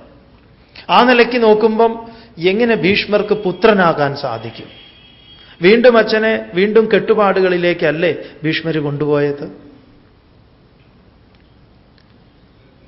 അങ്ങനെ നമ്മളോട് ഇങ്ങനെ കഥ പറയണു. എന്തിന്? ദ്രൗപദിയെ എന്താ അഞ്ച് പേരുടെ ഭാര്യയാക്കിക്കൊണ്ട് ദ്രൗപദി അങ്ങേയറ്റത്തെ പാതിവൃത്യത്തെ പതിവ്രതയാണ് എന്ന് പറയുന്ന സമയത്ത് എന്താണ് സ്ത്രീയുടെ പരിശുദ്ധി? ഈ ചർച്ച സമൂഹത്തിൽ അല്ലെങ്കിൽ പണ്ഡിതന്മാരുടെ ഇടയിൽ നടക്കുന്നു. ഭഗവാൻ ഒരു യുദ്ധത്തിന് കൂട്ടുചേരുന്ന സമയത്ത് ഇത് ന്യായമോ അന്യായമോ ഇത്തരത്തിലുള്ള ചർച്ചകളൊക്കെ ഇങ്ങനെ നിറച്ച് വെച്ചിരിക്കുക ഓരോ ഇടത്ത്. പിന്നീട് കാണിച്ചു തരുന്ന ഓരോന്നും ദ്രൗപദി ചോദിക്കുന്ന കുലവധു പണയവസ്തുവോ എന്ന് കൊട്ടാരത്തിൽ എല്ലാ നിയമജ്ഞന്മാരും ഇരിക്കെ, അന്നത്തെ നിയമത്തിന്റെ വലിയ ആളുകളാണ് ഇവരൊക്കെ, അവരൊക്കെ ഇരിക്കെ ദ്രൗപദി ഒരു ചോദ്യം ചോദിച്ചു, കുലവധു പണയവസ്തുവാണോ? ആ സമയത്ത് നിയമം ചമച്ചവർക്കും നിയമം അറിഞ്ഞവർക്കും ഒന്നും പറയാനില്ലായിരുന്നു എന്ന് പറയാം. അപ്പൊ ദ്രൗപദിയിലൂടെ വ്യാസൻ നമ്മളോട് സംസാരിക്കുന്നു. ഇവിടെയൊക്കെ നമ്മൾ ന്യായീകരണത്തിന് പോയി കഴിഞ്ഞാൽ നമുക്ക് വ്യാസ ഭഗവാന്റെ വിശാല ബുദ്ധി നഷ്ടപ്പെടും എന്ന് പറയാം. ഇവിടെയൊക്കെ നമ്മൾ ന്യായീകരണത്തിന് പോയി കഴിഞ്ഞാൽ നമുക്ക് വ്യാസ ഭഗവാന്റെ വിശാല ബുദ്ധി നഷ്ടപ്പെടും എന്ന് പറയാം. നമോസ്തുതേ വ്യാസ വിശാല ബുദ്ധേ ഫുല്ലാരവിന്ദായത പത്രനേത്ര യേന ത്വയാ ഭാരത തൈലപൂർണഃ പ്രജ്വാലിതോ ജ്ഞാനമയ പ്രദീപഃ. അതുകൊണ്ട് ഭഗവത്ഗീതയിൽ വ്യാസൻ തന്നെ പറഞ്ഞിരിക്കുക. ഈ മഹാഭാരതത്തെ ഒന്ന് എടുത്തിങ്ങനെ നമുക്ക് സന്ദർഭം കിട്ടുമ്പോഴൊക്കെ പറയാം. ഗീതയിൽ നിങ്ങൾ ആ സമയം ഒന്ന് ഓർത്തു വെക്കുന്നത് നല്ലതാണ്. ഗീതയിൽ ഭഗവാൻ പറഞ്ഞിട്ടുണ്ട്, ഞാൻ ഈ ധർമ്മത്തെ, അതിന് ഭഗവാൻ യോഗം എന്നാണ് പേര് കൊടുത്തത്. ഈ യോഗത്തെ ഞാൻ സൂര്യന് ഉപദേശിച്ചു, സൂര്യൻ മനുവിന് ഉപദേശിച്ചു, മനു ഇക്ഷ്വാകുവിന് ഉപദേശിച്ചു. ഇങ്ങനെ സൂര്യനിൽ നിന്ന് മനുവിലേക്കും മനുവിൽ നിന്ന് ഇക്ഷ്വാകുവിലേക്കും പരമ്പരയാ നിലനിന്ന ഈ യോഗം ഇതാ നഷ്ടപ്പെട്ടു, അല്ലെങ്കിൽ നിനക്ക് ഞാൻ വീണ്ടും ഉപദേശിച്ചു തരാം. നഷ്ടപ്പെട്ടതുപോലെ ഒരു തോന്നലൊക്കെ. അതുകൊണ്ട് ഞാൻ നിനക്ക് ഇനിയും പറഞ്ഞു തരാം, അല്ലെങ്കിൽ ഇതാണ് ഞാൻ നിനക്ക് പറഞ്ഞു തന്നത് എന്ന് പറയുന്ന സമയത്ത് അർജുനൻ ഭഗവാനോടൊരു ചോദ്യം ചോദിച്ചു. ഭഗവാനെ, എനിക്ക് മനസ്സിലാവാഞ്ഞിട്ട് ചോദിക്കുക, അങ്ങയുടെ ജന്മവും സൂര്യന്റെ ജന്മവും, സൂര്യൻ എത്രയോ മുൻപ് ജനിച്ചവൻ, അങ്ങ് ഈ അടുത്ത കാലത്ത് അഷ്ടമിയിൽ രോഹിണി നക്ഷത്രത്തിൽ അല്ലേ ജനിച്ചവൻ. അപ്പൊ അങ്ങ് ഈ സൂര്യന് ഉപദേശിച്ചു എന്ന് പറഞ്ഞത് എനിക്ക് മനസ്സിലായില്ലല്ലോ എന്ന് നമ്മളെ പോലെ തന്നെ അർജുനൻ പറഞ്ഞത്. അപ്പോഴാണ് ഭഗവാൻ ഈ ജന്മത്തിൻ്റെയും കർമ്മത്തിൻ്റെയും രഹസ്യം താത്വികമായി അറിയണം എന്നൊക്കെ പറയുന്നത്. അപ്പൊ എന്താണ് ഭഗവാൻ അവിടെ ഉദ്ദേശിക്കുന്നത്? സമഷ്ടിയിൽ സൂര്യൻ ഈ നിയമത്തിനനുസരിച്ച് പ്രവർത്തിക്കുന്നു. സൂര്യനും ചന്ദ്രനും നക്ഷത്രങ്ങളും എല്ലാം, പ്രകൃതി എല്ലാം തന്നെ ഭഗവാന്റെ ഈ യോഗം, ഈ ചക്രം, ഭഗവാൻ 3-ാം അധ്യായത്തിൽ പറയുന്നുണ്ട്, ഏവം പ്രവർത്തിതം ചക്രം, വളരെ ക്രമമായി പ്രവർത്തിക്കുന്ന ഈ ചക്രം. അപ്പൊ അത് സൂര്യൻ എന്ന് പറഞ്ഞാൽ ബുദ്ധി എന്ന് തന്നെയാണ്. സൂര്യൻ നമ്മുടെ ഉള്ളിൽ സമഷ്ടിയായിരിക്കുന്നത് വ്യഷ്ടിതലത്തിൽ ബുദ്ധിയിലാണ്. സൂര്യൻ ഉപദേശിച്ചു എന്ന് പറഞ്ഞാൽ നമ്മുടെ ബുദ്ധിയിൽ ഭഗവാൻ ഇത് ഉപദേശിച്ചിട്ടുണ്ട്. ഭഗവത്ഗീത മുഴുവൻ ഉപദേശിച്ചു വെച്ചിരിക്കുക. ബുദ്ധിയെ ഉണ്ടാക്കിയത് ഭഗവത്ഗീത കൊണ്ടാണ്. ഭഗവാൻ പറഞ്ഞിട്ടുണ്ട്, അതിനെന്താ പറഞ്ഞതെന്നറിയോ? സഹയജ്ഞ പ്രജാ സൃഷ്ടുവ പുരോവാച പ്രജാപതി അനേന പ്രസവിഷ്യധ്വം ഏഷവോസ്തിഷ്ഠ കാമധുഗ് എന്ന് പറഞ്ഞിട്ടുണ്ട്. ഈ യജ്ഞഭാവത്തോടുകൂടിയാണ് പ്രജാപതി നമ്മളെയൊക്കെ സൃഷ്ടിച്ചിരിക്കുന്നത് എന്നാ. യജ്ഞമാണ് ഇതിലെ കേന്ദ്രം. അപ്പൊ യജ്ഞഭാവത്തോടുകൂടി യജ്ഞം കൊണ്ടാണ് നമ്മെ ഉണ്ടാക്കിയത്. യജ്ഞത്തിൽ നിന്ന് ആവിർഭവിച്ചതാ. യജ്ഞത്തിന്റെ സന്തതികളാണ് നാം. അതുകൊണ്ടാണ് യജ്ഞത്തിൽ നിന്ന് സന്താനങ്ങൾ ഉണ്ടാകുന്നത്, കാമത്തിൽ നിന്നല്ല. അപ്പൊ കാമത്തിൽ നിന്നുണ്ടായി കഴിഞ്ഞാൽ ബുദ്ധിമുട്ടാണ് മനസ്സിലാവാൻ. യജ്ഞത്തിൽ നിന്നുണ്ടായാലോ ഇത് വേഗം മനസ്സിലാവും. അതിനെക്കുറിച്ച് വിഷമിക്കേണ്ട. പറഞ്ഞത് ഈ യജ്ഞഭാവന നമ്മുടെയൊക്കെ ഉള്ളിലുണ്ട്. ഒരാൾക്കും അതിനെ നിഷേധിക്കാൻ പറ്റില്ല. അതുകൊണ്ടാണ് അധർമ്മത്തെ തിരിച്ചറിയുന്നത്, ഇത് ധർമ്മമല്ല എന്ന് തിരിച്ചറിയുന്നത്. ഒരു വാഹനത്തിൽ പോകുന്ന സമയത്ത് തന്നെ ഒരു വാഹനം എതിരെ ഓവർടേക്ക് ചെയ്ത് വരുമ്പം ഒരു നിയമവും പഠിക്കാത്ത ഒരാൾക്കറിയാം അയാൾ ചെയ്യുന്നത് തെറ്റാണ് എന്നല്ലേ. ഏത് കാര്യത്തിലും ധർമ്മമേത് അധർമ്മമേത് എന്ന് നമുക്കറിയാൻ സാധിക്കും. എന്തുകൊണ്ടെന്ന് ചോദിച്ചാൽ നമ്മെ ഉണ്ടാക്കിയത് തന്നെ ഈ യജ്ഞം കൊണ്ടാണ്. ഈ യജ്ഞമാണ് നിനക്ക് അഭിവൃദ്ധി പ്രാപിക്കാനുള്ള ഏക ഉപായം എന്ന് ഭഗവാൻ പറഞ്ഞിട്ടുണ്ട്. ബുദ്ധിയിൽ നിന്ന് മനസ്സിലേക്ക്, മനസ്സിൽ നിന്ന് ഇന്ദ്രിയങ്ങളിലേക്ക്. ഈ ക്രമം തെറ്റുന്നുവെങ്കിൽ അവിടെയാണ് യുദ്ധം ഉണ്ടാകുന്നത്. അപ്പൊ ഇങ്ങനെ ക്രമത്തിലാണ് ഞാൻ സൃഷ്ടിച്ചത്. പക്ഷേ ഈ ക്രമം തെറ്റിക്കുന്നത് ആരാ? ഇവനാണ്. ഈ പ്രപഞ്ചത്തിൽ ഈ ക്രമം തെറ്റിക്കുന്നത് മനുഷ്യൻ മാത്രമാണത്ര. വേറെ ആരും ഈ ക്രമം തെറ്റിക്കുന്നില്ല. അവരൊക്കെ ഈ ക്രമത്തിൽ വളരെ നന്നായിട്ട് പോകുന്നു. അതുകൊണ്ടാണ് പ്രകൃതി എന്ന് പറയുന്നത്. അപ്പൊ നമ്മൾ അതിൽ വികൃതിയാവുക. അതുകൊണ്ട് നാരായണ ഗുരുദേവൻ പറയും, പ്രകൃതിയിൽ സുകൃതികൾ പോലും വികൃതികളാകുന്നു. എന്തുകൊണ്ട്? ആഗ്രഹം ജനിക്കുന്ന സമയത്ത്. അപ്പൊ ആ വിശാല ബുദ്ധി കാണേണ്ടത് എവിടെയാണ്? ഇതാ ധർമ്മപുത്രരെ കൊണ്ട് ചൂത് കളിപ്പിക്കുന്നു. ധർമ്മപുത്രർ ചൂത് കളിക്കുന്നത് ശരിയാണോ എന്ന് ചോദിച്ചാൽ ശരിയല്ല എന്ന് തന്നെയാണ് ഉത്തരം. അപ്പൊ ധർമ്മപുത്രർ ചൂത് കളിച്ചത് ശരിയാണോ എന്ന് ലോകം മുഴുവൻ ചർച്ച ചെയ്യപ്പെടണം. എന്നിട്ട് ഞാൻ ചൂതാട്ടത്തിന് പോണോ പോണ്ടേ, അനന്തര ഫലത്തെക്കുറിച്ച് ഞാൻ ആലോചിക്കണം. അച്ഛന് വേണ്ടി അച്ഛൻ്റെ താത്പര്യങ്ങൾ നിർവഹിക്കാൻ, ഇത്തരത്തിലുള്ള താത്പര്യങ്ങളെ നിർവഹിക്കാൻ ആണോ ഞാൻ എൻ്റെ സ്വജീവിതത്തെ ഹോമിക്കേണ്ടത് എന്ന് ആലോചിച്ച് നോക്കണം. പലപ്പോഴും പല വിധത്തിൽ പറയുന്ന അച്ഛന്മാരുണ്ടാവും. അതൊക്കെ മുഴുവൻ അച്ഛൻ എന്തു പറഞ്ഞാലും അത് സാധിപ്പിച്ചു കൊടുക്കൽ ആണോ ഒരു പുത്രന്റെ ധർമ്മം? എന്തൊക്കെയാണ് അച്ഛൻ പറയുന്നത്? അതുകൊണ്ടുണ്ടാവുന്ന ഭവിഷ്യത്തുകൾ എന്താണ്? രാജാവ് എന്ന നിലയ്ക്ക്, അച്ഛൻ എന്ന നിലയ്ക്ക്. അപ്പൊ നമ്മൾ ഒന്ന് ആലോചിച്ച് നോക്കൂ. ഈ മഹാഭാരതം പലപ്പോഴും പലരും ചോദിക്കുന്നു, ഈ മഹാഭാരതം നടന്നതാണോ? വ്യാസന്റെ വിശാല ബുദ്ധിയെക്കുറിച്ചാണ് സ്വാമി ചർച്ച ചെയ്യുന്നത്. ഇപ്പൊ ഈ മഹാഭാരതത്തിന് വല്ല സാധ്യതയുമുണ്ടോ? നോക്കൂ, ഇപ്പോഴാണ് ഈ മഹാഭാരത യുദ്ധം അതായത് ശരിക്കും നടന്നുകൊണ്ടിരിക്കുന്നത്. ഇന്നലെ അധ്യാത്മാനന്ദ സ്വാമികൾ 1893 സെപ്റ്റംബർ 11 കഥ പറഞ്ഞു. അതായത് അന്ന് വിവേകാനന്ദ സ്വാമികൾ അമേരിക്കയിൽ പോയിട്ട് പ്രസംഗിച്ചതാണ്. 1893 91 93 സെപ്റ്റംബർ 11. അതിനുശേഷം വേൾഡ് ട്രേഡ് സെന്റർ തകരുന്ന സമയത്ത്, അത് തകർന്ന സമയത്ത് അത് തകർക്കാൻ ആലോചിക്കുന്ന ആ ആലോചന ഉണ്ടായതുണ്ടല്ലോ, അതൊരു യുദ്ധമാണ്. അതിന് സാഹചര്യം സൃഷ്ടിച്ചത് ആരാണ് എന്ന് ചോദിച്ചാൽ ഇത് പടുത്തുയർത്തിയവർ തന്നെയാണ്.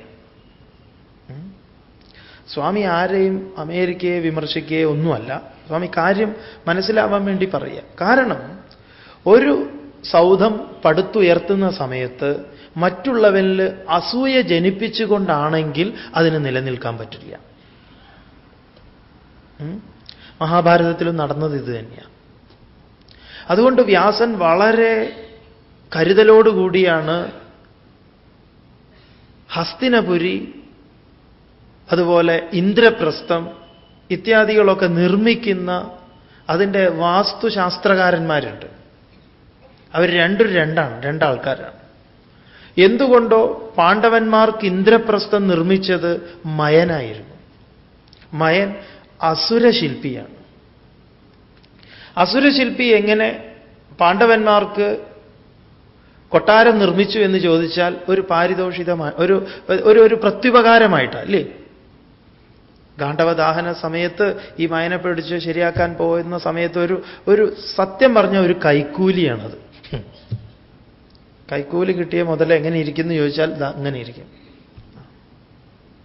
അപ്പൊ അതിന് പേര് കൊടുത്തിരിക്കുന്നത് ഇന്ദ്രപ്രസ്ഥം എന്നാണ്.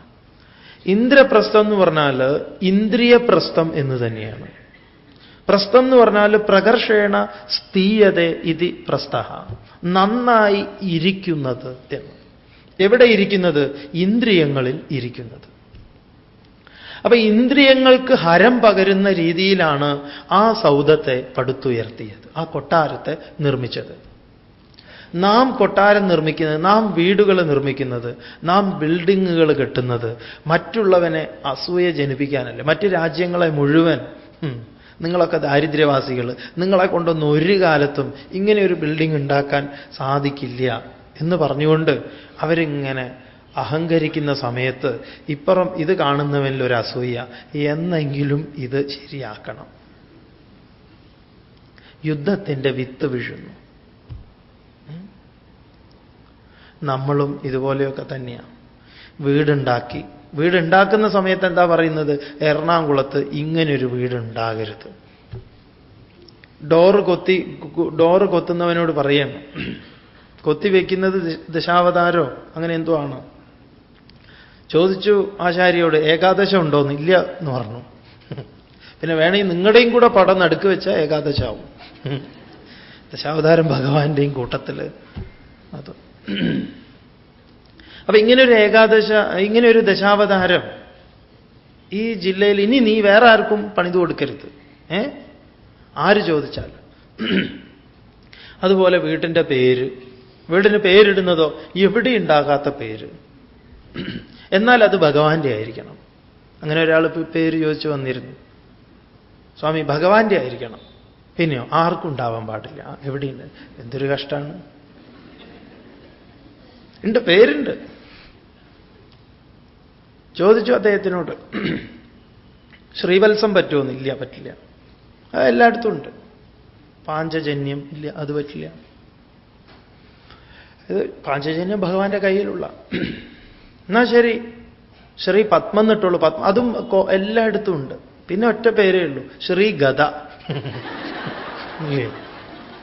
ശംഖ് ചക്ര ഗദാധാരിയാണല്ലോ. എവിടെ ഇടാത്ത ഭഗവത് സംബന്ധമായത് നിങ്ങൾക്ക് വേണമെങ്കിൽ തിരഞ്ഞെടുക്കാം, ശ്രീ ഗദ എന്നിട്ടുള്ളൂ. അപ്പൊ എവിടെ ഉണ്ടാവരുത്, ആർക്കും ഉണ്ടാവരുത്. ആരും കണ്ടു കഴിഞ്ഞാൽ നമ്മൾ എന്താ പറയാ? അയ്യേ, ഇതൊക്കെ ആള് കണ്ട എന്താ പറയുക? നമ്മളൊരു വീടുണ്ടാക്കുമ്പോൾ നമ്മുടെ ചിന്ത തന്നെ എന്താ? ആളുകൾ കണ്ട എന്ത് പറയും? നമുക്ക് താമസിക്കാൻ എങ്ങനെ യോഗ്യമാണോ? അല്ലല്ല, ആളുകൾ എന്തു പറയും? അപ്പൊ ഒരു വീടിന്റെ പണി പൂർണ്ണമായിട്ടില്ല എങ്കിൽ നമ്മൾ എന്താ ചെയ്യുക? ആദ്യം പുറമേന്ന് കാണുന്ന ഭാഗമൊക്കെ ഒന്ന് ശരിയാക്കും. അകത്ത് എങ്ങനെയായാലും കുഴപ്പമില്ല. ആള് കണ്ടു കഴിഞ്ഞാൽ പുറത്ത് ആ ഫ്രണ്ട് ഡോറ്, ബാക്കി ഡോറുകളൊന്നുമില്ല, ഫ്രണ്ട് ഡോറുണ്ട്, അല്ലേ? സിറ്റ് ഔട്ടൊക്കെ ഒന്ന് ലെവലാക്കി, കാർ പോർച്ച്, കാറില്ലെങ്കിലും ഇരിക്കട്ടെ എന്നെങ്കിലും. എന്തിനു വേണ്ടിയിട്ട്? ഒരു 25 കൊല്ലം കൊണ്ട് ആ വഴിക്ക് ഒരു റോഡ് വരില്ല, വയൽവരമ്പാണ്, വയൽവരമ്പിലൂടെ വേണം പോവാൻ. അങ്ങനെ ഉണ്ടാക്കുന്ന വീടിനും കാർ പോർച്ച് കാണാം ഗ്രാമങ്ങളിൽ ഇന്നുള്ളിലേക്ക് പോയി കഴിഞ്ഞാൽ. കാരണം നിർമ്മിക്കുന്നത് മയനാണ്, അസുരശില്പിയാണ് ഈ പോകുന്നത്.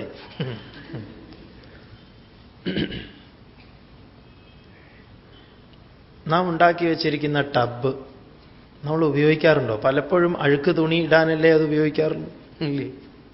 ഒന്നാമത്തെ ദിവസം ഇങ്ങനെ നമ്മൾ വെച്ചിരിക്കുന്ന ലൈറ്റ്, ഒരു വീട്ടിലൊരമ്മ പറയേ, ഇത് ആളുകൾ വരുമ്പോഴേ ഇടാറുള്ളൂ, എന്തിനാ ഇത്ര കറണ്ട് ബില്ല് കൂടില്ല? ഇല്ല സ്വാമി, അതങ്ങനെ വല്ല ഗസ്റ്റ് വരുന്ന സമയത്ത് ഇടും. നമ്മളൊക്കെ പറയാറുള്ളതായത്. അപ്പൊ ഗസ്റ്റ് വരുന്ന സമയത്ത് ഇടാനുള്ള ഒരു 25 ഇതുള്ള ബൾബ് എന്ന് പറയുമ്പോൾ ഗസ്റ്റിനെ വിസ്മയിപ്പിക്കണം. ഇതൊക്കെ ഞങ്ങളുടെ അടുത്തുണ്ട്, നിങ്ങളുടെ അടുത്തില്ല. ഇതല്ലേ പാണ്ഡവന്മാർ ചെയ്തത്? സ്ഥലജല വിഭ്രാന്തി ഉണ്ടാക്കിയിട്ട് ജലമേത് സ്ഥലമേത് എന്നറിയാതെ പാവം സുയോധനനായ ദുര്യോധനൻ അവിടെ വീണ സമയത്ത് നമ്മളും ഇങ്ങനെയല്ലേ ചെയ്യുന്നത്? ഗ്രനൈറ്റിലും നമ്മൾ ഉണ്ടാക്കുന്ന ഓരോന്നൊക്കെ കണ്ട ആളുകൾ വിസ്മയിക്കുന്ന സമയത്ത്, അത്ഭുതപ്പെടുന്ന സമയത്ത് നമുക്ക് എത്ര സന്തോഷമാണ് ഇല്ലേ? ഒരാൾ ഡോറാണെന്ന് വിചാരിച്ച് നടന്നതാണ്, തട്ടി താഴെ വീണു എന്ന് പറയാം. അപ്പോഴാണ് നമുക്കൊരു സന്തോഷം. എന്താ? ചെലവാക്കിയ കാശ് തൃപ്തിയായി. കാരണം ആളുകൾ പരിഭ്രമിക്കാൻ തുടങ്ങിയിട്ടുണ്ട്. അതെ, പണ്ട് ആരോ ഡൽഹിയിൽ ഇങ്ങനെ വീണു അത്രേ. ഗ്ലാസ് ഡോറ് കണ്ടിട്ട് തുറസായ സ്ഥലമെന്ന് വിചാരിച്ച് അങ്ങോട്ട് നടന്നു, തലയടിച്ച് വീണു എന്നാ. ഉത്തരവാദിത്തപ്പെട്ട ഏതോ ഒരാളായിരുന്നു ഇവിടുത്തെ കേരളത്തിലെ. പിന്നീട് അവരവിടെ സ്റ്റിക്കറൊക്കെ ഒട്ടിച്ചു വെച്ചു. അപ്പൊ ഇങ്ങനെ വിസ്മയിപ്പിക്കാൻ വേണ്ടി നാം എന്തൊക്കെ ചെയ്യുന്നു? നമ്മൾ എന്തൊക്കെ ചെയ്യാറുണ്ട് നമ്മുടെ പരിധിയിൽ? ഇത് തന്നെയല്ലേ നമ്മൾ ആളുകളെ വിളിച്ചു വരുത്തിയിട്ട് ചെയ്യുന്നതിലും? പാണ്ഡവന്മാർ ചെയ്തത് അതാണ്. രാജസൂയം എന്നവർ പേര് നൽകിയെങ്കിൽ നാം ഇന്ന് പല പേരുകളാണ് കൊടുക്കുന്നത്. ബർത്ത്ഡേ എന്ന് പറഞ്ഞുകൊണ്ട് ബർത്ത്ഡേക്ക് നാം ചെലവാക്കുന്ന ബലൂണും അല്ലെങ്കിൽ ഇങ്ങനത്തെ കുറെ കേക്കും അല്ലെങ്കിൽ അതോടനുബന്ധിച്ചുള്ള ഓരോന്നും, ബർത്ത്ഡേ കാർഡ് തന്നെ അടിച്ചിരിക്കണം, എന്താണെന്നറിയില്ലേ? അതുപോലെ നമ്മൾ അടിക്കുന്ന കല്യാണത്തിന് അടിക്കുന്ന ഇൻവിറ്റേഷൻ എന്തിനുപകരിക്കും എന്ന് ചോദിച്ചാൽ അടിച്ചു വാരി പൊടിയെടുക്കാൻ ഇല്ലേ? അതിനാണല്ലോ ഇപ്പം നമ്മൾ ചെയ്യുന്നത് വീട്ടിൽ. പല വീടുകളിലും നമ്മൾ കണ്ടിട്ടുണ്ട്. കുറച്ചു കാലം അതിന് സഹായകമാണ്. അപ്പൊ ഇതിലൊക്കെ മറ്റുള്ളവനിൽ അസൂയ ജനിപ്പിക്കുക എന്നത് തന്നെ. അപ്പൊ മറ്റുള്ളവനിൽ അസൂയ ജനിപ്പിക്കുന്ന സമയത്താണ് യുദ്ധം ആരംഭിക്കുന്നതെന്ന് വിശാല ബുദ്ധിയായ വ്യാസൻ പറഞ്ഞു തരും. സാമാന്യ മര്യാദയുള്ള ഒരു കൂട്ടരായിരുന്നുവെങ്കിൽ സ്വാമി ആരെയും ന്യായീകരിക്കുകയോ വിഷമിപ്പിക്കാനോ ഒന്നും പറയല്ല. ആ ദ്രൗപദിയൊക്കെ താഴെ വന്നിട്ട് ദുര്യോധനനെ വീഴാതെ നോക്കണമായിരുന്നു, അല്ലേ? നിങ്ങളുടെ വീട്ടിലേക്ക് ഒരാൾ വരുമ്പോൾ നിങ്ങൾ എങ്ങനെയാണോ? ആരാണ്? ഭർത്താവിന് സമനായിട്ടുള്ള, സമൻ എന്ന് പറഞ്ഞു കഴിഞ്ഞാൽ അതേ തുല്യ ബഹുമാനത്തോടു കൂടി കാണേണ്ട ഒരാളാണ്. മൂല്യങ്ങൾക്കൊന്നും അതിനൊന്നും അടിസ്ഥാനമായിട്ട് ഉണ്ടായിരിക്കേണ്ടുന്ന ഗുണങ്ങൾക്കൊന്നും ഒരു കുറവും വരാൻ പാടില്ലല്ലോ. ഇനി അങ്ങനെ ഒരാൾ വീണു, ആ വീണ ആളുടെ നഗ്നത കണ്ട് ചിരിക്കാമോ? വീണു കഴിഞ്ഞാൽ തന്നെ എന്തു വേണം? അയ്യോ ക്ഷമിക്കണം എന്ന് പറഞ്ഞുകൊണ്ട് ഓടി വരണം, ക്ഷമാപണം നടത്തണം. ചിരിച്ചു കഴിഞ്ഞപ്പോൾ അപ്പൊ ഇയാൾ അവിടെ ഇരുന്ന് ആ വെള്ളത്തിൽ വീണിട്ട് അവിടെ ഇരുന്ന് ആ വീണ മനസ്സിൽ അവിടെ യുദ്ധത്തിന്റെ വിത്തിടുക വ്യാസൻ. നിന്നെ ഇതുപോലെ വിവസ്ത്രയാക്കി ഞാനും ചിരിക്കുന്നുണ്ട് ഒരു നാൾ, അധികം വൈകാതെ ഇതുപോലെ ഞാനും ചിരിക്കും, നിന്നെ വിവസ്ത്രയാക്കിക്കൊണ്ട്. ഈ ഒരു സാഹചര്യം ഭഗവാന്റെ പരമഭക്തയെന്ന് വിശേഷിപ്പിക്കുന്ന ദ്രൗപദിയിൽ ഇങ്ങനെയൊരു ഇങ്ങനെയൊരു കർമ്മത്തിന്റെ സാധ്യത എന്താണ്? എന്തുകൊണ്ട് എനിക്കിങ്ങനെ വന്നു എന്ന് ദ്രൗപദി ചോദിച്ചാൽ ഉത്തരം ഇതാണ്. നമ്മൾ പലപ്പോഴും ചോദിക്കാറില്ലേ, എന്തുകൊണ്ടാ സ്വാമി? ഞങ്ങൾ അറിഞ്ഞോ അറിയാണ്ടോ ഒരു ഉപദ്രവവും ഒരാൾക്കും ചെയ്തിട്ടില്ല, ഒരു വലിയ വീട് കെട്ടി എന്നല്ലാതെ മതി, ഇത് തന്നെ ധാരാളം. ആ വീടിന്റെ മതിലിന്റെ പണിയെടുക്കുമ്പോൾ തന്നെ ആളുകൾ പറയാൻ തുടങ്ങി, മതിലിന്റെ കാശുണ്ട്, നമുക്ക് 2 വീടുണ്ടാക്കായിരുന്നു. മറ്റുള്ളവനിൽ അസൂയ ജനിപ്പിക്കാൻ വേണ്ടി ആകാതിരിക്കട്ടെ നമ്മുടെ വസ്ത്രധാരണവും നമ്മുടെ ഗൃഹനിർമ്മാണവും മറ്റ് നാം നടത്തുന്ന സൽക്കാരങ്ങളും മറ്റും.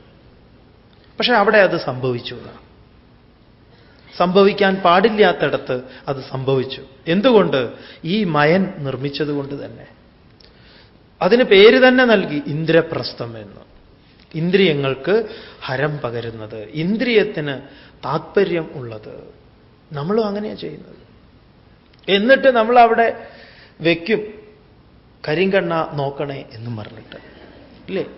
എന്നിട്ടോ അവിടെ ഉണ്ടാക്കുന്ന ആ വൈക്കോൽ രൂപം ആ ഗൃഹനാഥന്റെ ഷർട്ടും പാൻറ്റും ഒക്കെ തന്നെയാ. മൂപ്പര് നിൽക്കുന്ന പോലെ ഉണ്ടാവും.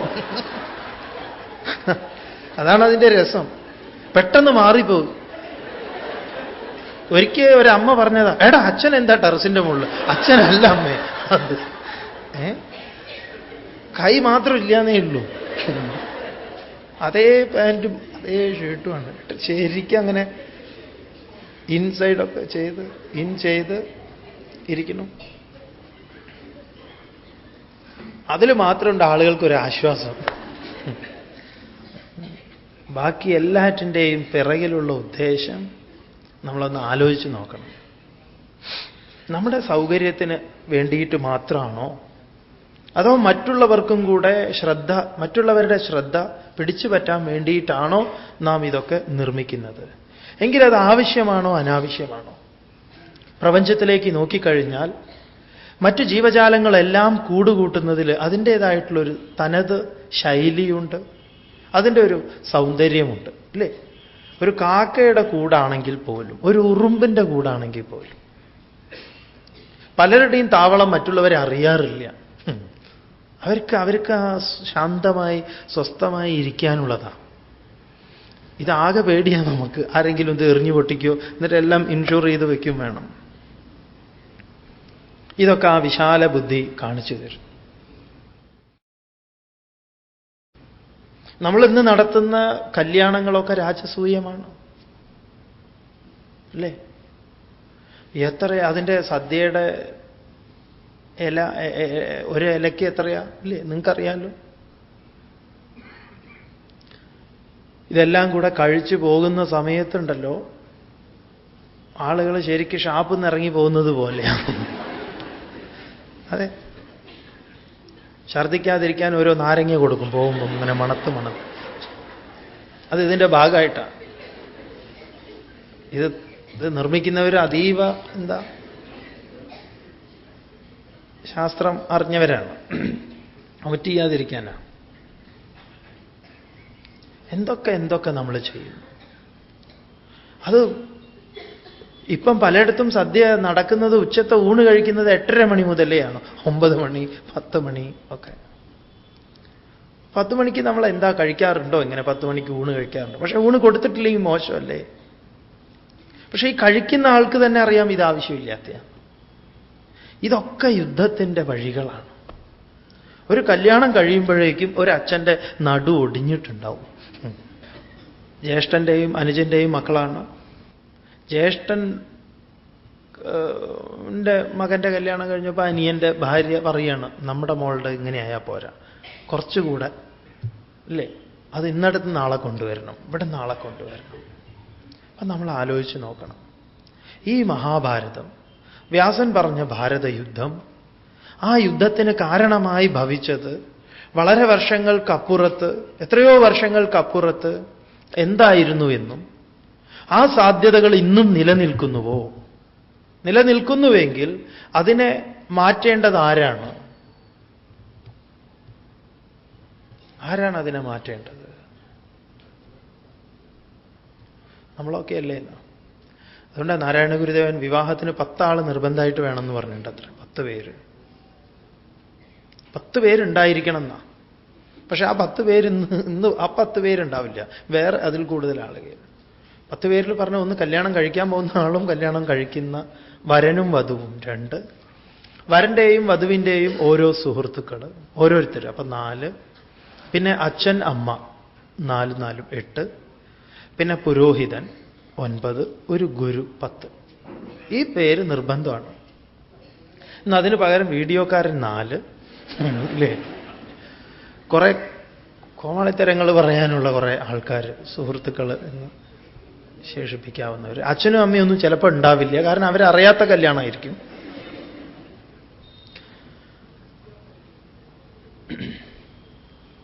ഇതൊക്കെ യുദ്ധത്തിൻ്റെ സങ്കേതങ്ങളാണ്. ആ വിശാല ബുദ്ധി നമ്മളോട് പറഞ്ഞു തരുന്നത് ഇതൊക്കെ ഇത്തരത്തിൽ ചർച്ച ചെയ്യാനാണ്.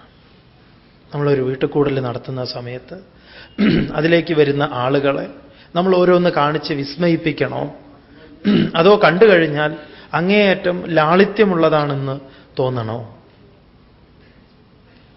ഇത്രയും നമ്മൾ ലളിതമായിട്ട് ഒരുപാട് ധനമൊക്കെ ഉള്ള ആളുകൾ ലളിതമായിട്ട് ജീവിക്കുന്നത് കാണുമ്പോൾ തന്നെ നമുക്ക് തോന്നില്ലേ അവർ കുറേയും കൂടെ ലളിതമാണ് എന്ന്. അതൊക്കെ മറ്റുള്ളവനിൽ അസൂയ ഉണ്ടാക്കുന്നുവെങ്കിൽ യുദ്ധത്തിന് കാരണമാണ്. അപ്പൊ ഈ യുദ്ധത്തിൻ്റെ വിത്തുകൾ ഞാൻ തന്നെയാണ് ഇട്ടുകൊടുക്കുന്നത്. എങ്ങനെ? ഇത്തരത്തിൽ. ആ വിശാല ബുദ്ധേ നമോസ്തുതേ വ്യാസ വിശാല ബുദ്ധേ, അങ്ങയുടെ ആ വിശാല ബുദ്ധിക്ക് മുൻപിൽ ഞാൻ നമസ്കാരങ്ങൾ, എൻ്റെ ശിരസ് നമ്രമാകുന്നു എന്ന് പറയാം. പുല്ലാരവിന്ദായത പത്രനേത്ര, അങ്ങയുടെ താമര ഇതൾ പോലുള്ള നേത്രത്തോടു കൂടിയിട്ടുള്ളവനാണത്രേ വ്യാസൻ. അങ്ങയുടെ നേത്രം, കണ്ണ് താമര ഇതളാണ്. അപ്പൊ താമരാക്ഷി, പങ്കജാക്ഷി എന്നൊക്കെ പറയില്ലേ, പങ്കജാക്ഷിയാണ് വ്യാസഭഗവാൻ എന്ന് പറഞ്ഞാൽ എന്താണ് അതിൻ്റെ താത്പര്യം? അതെ, താമര പോലെയാണ് കണ്ണ് എങ്കിൽ അതിന് വലിയ സൗന്ദര്യമൊന്നും ഉണ്ടാവില്ല കാണാൻ. താമര ഇതൾ പോലെയാണെങ്കിൽ അത് വല്ലാത്തൊരു കണ്ണായിരിക്കും ഇല്ലേ? ഒന്നാലോചിച്ച് നോക്കൂ. താമര ഭാരതത്തിൽ ഒരു മഹത്തായ കാര്യത്തെ സൂചിപ്പിക്കുന്ന ഒരു പ്രതീകമാണ്, ഗംഭീര പ്രതീകമാണ്. ഭഗവാന്റെ ശരീരത്തെ പൂർണ്ണമായി താമരയോട് ഉപമിക്കാറുണ്ട്. നേത്രകമലം, മുഖകമലം, നാഭീകമലം അല്ലേ, അല്ലെങ്കിൽ പാദപങ്കജം, ഇങ്ങനെയൊക്കെ ഭഗവാനെ പറയാറുണ്ട്. അപ്പൊ താമരക്കണ്ണൻ എന്ന് പറഞ്ഞാൽ താമര നിസ്സംഗതയെ പ്രതിനിധാനം ചെയ്യുന്നു, ഒട്ടലില്ലായ്മയെ. താമര ചളിയിലാണ്, അതിൻ്റെ ദുർഗന്ധം ചുറ്റുപാടിന് കൊടുക്കുന്നില്ല. ജലത്തിലാണ്, ജലത്തിന് അതിനെ കുതിർക്കാൻ സാധിക്കുന്നില്ല. ആചാര്യസ്വാമികൾ ജീവിത ദർശനത്തെ പറയുമ്പം നളിനീദളഗത ജലമതി തരളം തദ്വത് ജീവിതം അതിശയ ചപലം എന്ന് പറയുന്നുണ്ട്. നളിനീദളഗത ജലം അതിതരളം തദ്വത് ജീവിതം. അപ്പൊ താമര ഇതളിലെ ഒരു തുള്ളി ജലം. അപ്പൊ താമരയ്ക്ക് എന്താണ്? അതിന് താമര ഒരല്പം മുകളിൽ നിൽക്കുന്നു, എന്നാൽ ഒട്ടലില്ലാതെ. എന്ന് പറഞ്ഞാൽ നമ്മുടെ നേത്രം, നമ്മുടെ കൈകൾ, നമ്മുടെ ശരീരം പൂർണ്ണമായി താമരയെ പോലെ ആയിരിക്കണം, ഒട്ടലില്ലാത്തതായിരിക്കണം. നമ്മുടെ നേത്രങ്ങൾക്ക് ഒട്ടലുണ്ടോ? ഒട്ടലെന്ന് പറഞ്ഞാൽ കാണുമ്പം സ്വന്തമാക്കണം എന്ന് തോന്നാറുണ്ടോ? ഇതാണ്, ഇത്രയേ ഉള്ളൂ. താമര നേത്രം പങ്കജാക്ഷിക്ക് എന്ത് കണ്ടാലും വേണം. പേര് പങ്കജാക്ഷി, ഒരു വഴിക്ക് കൊണ്ടുപോകാൻ പറ്റില്ല. അമ്മയും അച്ഛനും ഇവിടെ ആരെങ്കിലുമൊക്കെ ഉണ്ടെങ്കിൽ ക്ഷമിക്കണേ. അതെ, അമ്മയും അച്ഛനും ഒക്കെ അറിഞ്ഞിട്ട പേരാണ് പങ്കജാക്ഷി. പക്ഷെ എല്ലാം വേണമെന്ന് പറയാം. ഇത് നിങ്ങൾ ഉപയോഗിക്കാറില്ല എന്ന് പറഞ്ഞാൽ ഓർത്തോള, ഇതെനിക്ക് വേണം എന്നാണ്. ഇത് നിങ്ങൾ അങ്ങനെ ഉപയോഗിക്കാറില്ല അല്ലേ? രണ്ടെണ്ണം ഉണ്ട് അല്ലേ നിങ്ങൾക്ക് എന്നൊക്കെ ചോദിച്ചാൽ ഇതാണ്. അല്ലെങ്കിൽ നല്ലതാണ്, അതെങ്ങനെയുണ്ട്? നന്നായിട്ടുണ്ട് എന്ന് പറഞ്ഞാൽ ഭർത്താവിനോട് പറയുന്ന വേറൊരു ഭാഷയാണ് അതെനിക്ക് വേണം എന്ന്. ഒന്നും കണ്ടു കഴിഞ്ഞാൽ സ്വന്തമാക്കണം എന്ന ചിന്തയില്ലാത്ത, ഒട്ടലില്ലാത്ത നേത്രങ്ങൾ. ഇതാണ് ആ വിശാല ബുദ്ധിയുടെ. ഒട്ടലില്ലാത്ത നേത്രം എന്ന് പറഞ്ഞാൽ താൻ എവിടെയും ഒട്ടിയിട്ടില്ല. തൻ്റെ പുത്രന്മാരെ കുറിച്ച് പറയുമ്പം, അല്ലെങ്കിൽ തൻ്റെ തന്നെ പുത്രന്മാരാണല്ലോ ഈ ധൃതരാഷ്ട്രനും വിതുരനും പിന്നെ ഈ പാണ്ഡുവും. ഇവരിലൊക്കെ ഉള്ള ഗുണങ്ങളും അതുപോലെ ഇവർക്കൊക്കെ എന്തൊക്കെ ദുർഗുണങ്ങളുണ്ടോ അതൊന്നും പറയാൻ യാതൊരു വിഷമവുമില്ലാതെ തൻ്റെ തപസ് തന്നെ, ആ തപശക്തി നിഷ്ഫലമാവുന്നത് കാണിച്ചു തരുന്നുണ്ട് മഹാഭാരതത്തിലൂടെ. അമ്മയോടത് പറയുന്നുണ്ട്, ഇത് വെറുതെയാവും എന്ന്. അമ്പയിലും അംബ, അംബിക, അംബാലിക അല്ലേ, അതിൽ രണ്ടുപേരിൽ ഈ പുത്രോത്പാദനം ചെയ്യാൻ അമ്മ ആവശ്യപ്പെടുന്ന സമയത്ത് അമ്മയോട് പറയുന്നുണ്ട്. എന്നാൽ വിതുരൻ അതിൻ്റെ മുഴുവൻ തൻ്റെ കഴിവുകളെ മുഴുവൻ വിതുരലിലൂടെ പ്രകടമാക്കുകയും ചെയ്യുന്നുണ്ട്. ആ താമര നേത്രം എന്ന് പറഞ്ഞു കഴിഞ്ഞാൽ ഒട്ടലൊരൽപ്പം പോലും ഇല്ലാത്ത, ഒന്നിൻ്റെയും അവകാശം ഉടമയായി ഇരിക്കാത്ത ആ നേത്രത്തോടു കൂടിയിട്ടുള്ളവൻ. യേന യാതൊരാളാലാണോ ത്വയാ ഭാരത തൈലപൂർണ. മഹാഭാരതം അതൊരു തൈലമാണ്, അതിൽ പ്രജ്വാലിതോ ജ്ഞാനമയ പ്രദീപ. യേന ത്വയാ ഭാരത തൈലപൂർണഃ പ്രജ്വാലിതോ ജ്ഞാനമയ പ്രദീപഃ. ജ്ഞാനമാകുന്ന ആ ദീപത്തിന്, ജ്ഞാനത്തിന് തിരികൊളുത്തിയിട്ടുള്ള അങ്ങേക്ക് എൻ്റെ നമസ്കാരം എന്ന് പറയും. മധുസൂദന സരസ്വതി നമ്മെ എന്താണ് ഭഗവത്ഗീത, ഭഗവത്ഗീതയുടെ താത്പര്യം എന്താണ് എന്നുള്ള കാര്യങ്ങളൊക്കെ ഒന്നും രണ്ടും ശ്ലോകങ്ങളിൽ നമ്മൾ സാമാന്യം മനസ്സിലാക്കി എന്ന് പറയാം.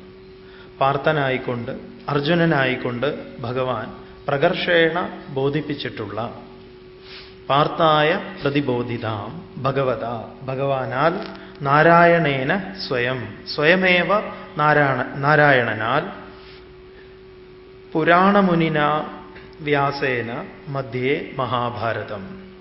പുരാണങ്ങളൊക്കെ രചിച്ചിട്ടുള്ള വ്യാസ മഹർഷിയാൽ വിരചിതമായിട്ടുള്ള മഹാഭാരത മധ്യത്തിൽ നമ്മൾ കണ്ടു. മഹാഭാരതം മഹത്വാത് ഭാരവത്വാച്ച മഹാഭാരതം. രത എന്നൊക്കെയാണ്. ഭ എന്ന് പറഞ്ഞാൽ ഭാസയതി ഇതി ഭ, പ്രകാശിക്കുന്നത് എന്ന് പറയാം. തസ്യ ഭാസ സർവമിതം വിഭാതി, അതിൻ്റെ പ്രകാശമാണ് ഈ കാണുന്ന എല്ലാ പ്രകാശങ്ങൾക്കും കേന്ദ്രമായി നിലകൊള്ളുന്നത്. ആ പ്രകാശത്തെക്കുറിച്ച് ബോധിപ്പിക്കുന്ന, അതുകൊണ്ടത് അങ്ങേയറ്റം ഭാരവത്താർന്നതാണ് എന്ന് പറയാം. അതുകൊണ്ട് മഹാഭാരത മധ്യേ അഷ്ടാദശാധ്യായിനി, 18 അധ്യായങ്ങളോട് കൂടിയിട്ടുള്ള ഗ്രന്ഥത്തിൻ്റെ സ്വരൂപം അദ്വൈതാമൃത വർഷിണി.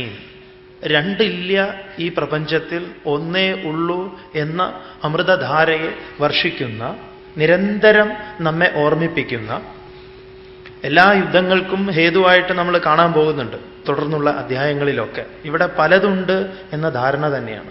പലതില്ല, ഒന്നേയുള്ളൂ, ഒന്നിൽ നിന്ന് ആവിർഭവിച്ചതാണ് ഈ കാണായതെല്ലാം എന്ന ആ പരമസത്യത്തെ, അദ്വൈത സത്യത്തെ വർഷിക്കുന്നവളായിട്ടുള്ള അല്ലയോ അംബേ ഭഗവതിയെ ഭവദ്വേഷിണിയും, ഭവിച്ചിട്ടുള്ള എന്തൊക്കെ ഭവിച്ചിട്ടുണ്ടോ ഈ സംസാര സാഗരം എന്നൊക്കെ പറയുന്ന ഇവിടെ എന്തൊക്കെ ഭവിച്ചിട്ടുണ്ട് അതിനെയെല്ലാം, നമുക്ക് അനിഷ്ടങ്ങൾ എന്ന് തോന്നുന്ന അതിനെയെല്ലാം മാറ്റിത്തരാൻ പോകുന്ന അമ്മയെ ത്വാം അഹം അനുസന്ധാമി, ഞാനിതാ അനുസന്ധാനം ചെയ്യുന്നു. തുടർന്ന് ഈ ഗ്രന്ഥത്തെ പ്രകീർത്തിച്ചു കഴിഞ്ഞതിന് ശേഷം ഗ്രന്ഥകർത്താവായിട്ടുള്ള വ്യാസഭഗവാനെ ഇവിടെ പ്രകീർത്തിക്കുന്നു എന്ന് പറയാം. നമോസ്തുതേ വ്യാസ വിശാല ബുദ്ധേ, ആ വിശാല ബുദ്ധിക്ക് മുൻപിൽ എൻ്റെ നമസ്കാരം. അങ്ങ് വിശാല ബുദ്ധിയാണെന്ന് ഞാൻ അറിയുന്നു. അങ്ങയുടെ ആ വിശാല ബുദ്ധി ഇതാ ഞാൻ അങ്ങയുടെ ഗ്രന്ഥരചനയിലൂടെ, ആ അങ്ങ് ഏതൊരു താത്പര്യത്തെ മുന്നിൽ കണ്ടുകൊണ്ടാണോ ഈ ഗ്രന്ഥത്തെ രചിച്ചത്, അത് അങ്ങയുടെ വിശാല ബുദ്ധിയാണ്. ഇന്നലെ നമ്മൾ മനസ്സിലാക്കി അദ്ദേഹത്തിൻ്റെ വിശാല ബുദ്ധി എവിടെയൊക്കെയാണ് നിലകൊള്ളുന്നത്, എങ്ങനെ വേണം വിശാല ബുദ്ധിയെ നാം മനസ്സിലാക്കാൻ എന്ന്. വിശാല ബുദ്ധേ പുല്ലാരവിന്ദായത പത്രനേത്ര, വിടർന്ന താമര ഇതൾ പോലുള്ള നേത്രത്തോടുകൂടിയ എന്ന് പറഞ്ഞാൽ ഒട്ടലില്ലാത്ത നേത്രം എന്ന് വേണം മനസ്സിലാക്കാൻ. അങ്ങനെയുള്ള അങ്ങേക്ക് തേ നമഃ അസ്തു, അങ്ങേക്ക് നമസ്കാരം ഭവിക്കട്ടെ. ഭാരത തൈലപൂർണ ജ്ഞാനമയ പ്രദീപ പ്രജ്വാലിത യേന ത്വയാ ഭാരത തൈലപൂർണ. യാതൊരാളാലാണോ ഭാരതമാകുന്ന തൈലം, അപ്പൊ മഹാഭാരതം എന്നത് ഒരു തൈലമായിട്ട് ഇവിടെ മധുസൂദന സരസ്വതി വിശേഷിപ്പിക്കുന്നു. ആ തൈലത്തിൽ അങ്ങാണല്ലോ ജ്ഞാനമയ പ്രദീപ പ്രജ്വാലിത. ജ്ഞാനമയമാകുന്ന ആ ദീപത്തിനെ കൊളുത്തിയത് അങ്ങാണ് എന്ന് പറയാം. ഇവിടെ ഗ്രന്ഥത്തെ എണ്ണയായും ആ ഗ്രന്ഥം എന്തിനു വേണ്ടി നിലകൊള്ളുന്നു എന്നതിനെക്കുറിച്ച് വളരെ ഭംഗിയായി സൂചിപ്പിക്കുന്നു. ഇവിടെയാണ് നമ്മുടെ ഭാരതീയ ദർശനങ്ങൾ ഗ്രന്ഥരൂപത്തിൽ നിലകൊള്ളുന്നതിൻ്റെ താത്പര്യത്തെ കവി നമ്മെ ബോധിപ്പിക്കുന്നത്. ഗ്രന്ഥം ഗ്രന്ഥത്തിനു വേണ്ടിയല്ല നിലകൊള്ളുന്നത്, മനസ്സിലാക്കണം. ഗ്രന്ഥത്തിന് താത്പര്യമുണ്ട്. എന്താണ് ആ ഗ്രന്ഥത്തിൻ്റെ താത്പര്യം? അറിവ് പകരുക എന്നത്. ഏതുപോലെ എണ്ണയ്ക്ക് വേണ്ടി നിലകൊള്ളുന്നില്ലയോ, എണ്ണ നിലകൊള്ളുന്നത് എന്തിനാണ്? പ്രകാശത്തിന് വേണ്ടി, ചുറ്റുപാടിനും പ്രകാശം പരത്തുന്നതിന് വേണ്ടി എന്ന് പറയാം. അതുകൊണ്ട് ആ പ്രകാശം കിട്ടുന്നത് എണ്ണയിൽ നിന്നാണ്, എണ്ണയുടെ സാന്നിധ്യത്തിൽ. അത് കഴിഞ്ഞാൽ എണ്ണയ്ക്ക് മരണമാണ് എന്ന് പറയും. അതുപോലെ ഗ്രന്ഥത്തിൻ്റെ താത്പര്യം നിർവഹിച്ചു കഴിഞ്ഞാൽ പിന്നെ ഈ ഗ്രന്ഥത്തിന് വലിയ പ്രസക്തിയൊന്നുമില്ല. അതുകൊണ്ട് ചിന്മയാനന്ദ സ്വാമികൾ ശാസ്ത്രങ്ങളെ അദ്ദേഹം പറഞ്ഞിട്ടുള്ളത് പോൾവാൾട്ട് ജമ്പിംഗ് ആണ്. അതിലെ പോൾ പോലെയാണ് എന്ന് പറയാം, വടി പോലെ. എപ്രകാരമാണോ ഒരുവന് പോള് ലക്ഷ്യത്തിലേക്ക് സഹായിക്കുന്നത്, ആ ലക്ഷ്യം ഭേദിക്കുന്ന അവസരത്തിൽ പോള് അദ്ദേഹം എന്തു വേണം? ആ പോളിനെ ഉപേക്ഷിക്കേണ്ടതുണ്ട്, വളരെ സൗകര്യപൂർവം.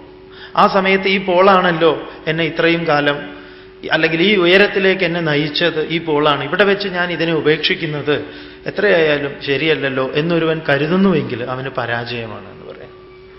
സ്വാമിജി പറയുന്നത് അത് ഉപേക്ഷിക്കലല്ല, അത് സ്വീകരിക്കലാണ്. അപ്പോഴാണ് നാം ആ പോളിനെ സ്വീകരിച്ചത്. കാരണം ലക്ഷ്യത്തിലേക്ക്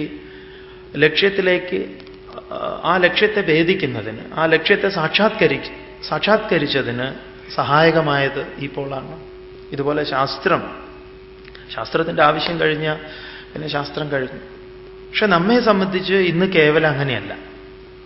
പറ്റുമെങ്കിൽ ഗീതാ പുസ്തകം, ഏറ്റവും തടിയുള്ള പുസ്തകമൊക്കെ മേടിച്ച് കൊണ്ടുപോയി വീട്ടിൽ പട്ടിൽ പൊതിഞ്ഞിട്ടോ അല്ലെങ്കിൽ എങ്ങനെയെങ്കിലുമൊക്കെ ഷോക്കേസിലൊക്കെ വെച്ച്, അല്ലേ?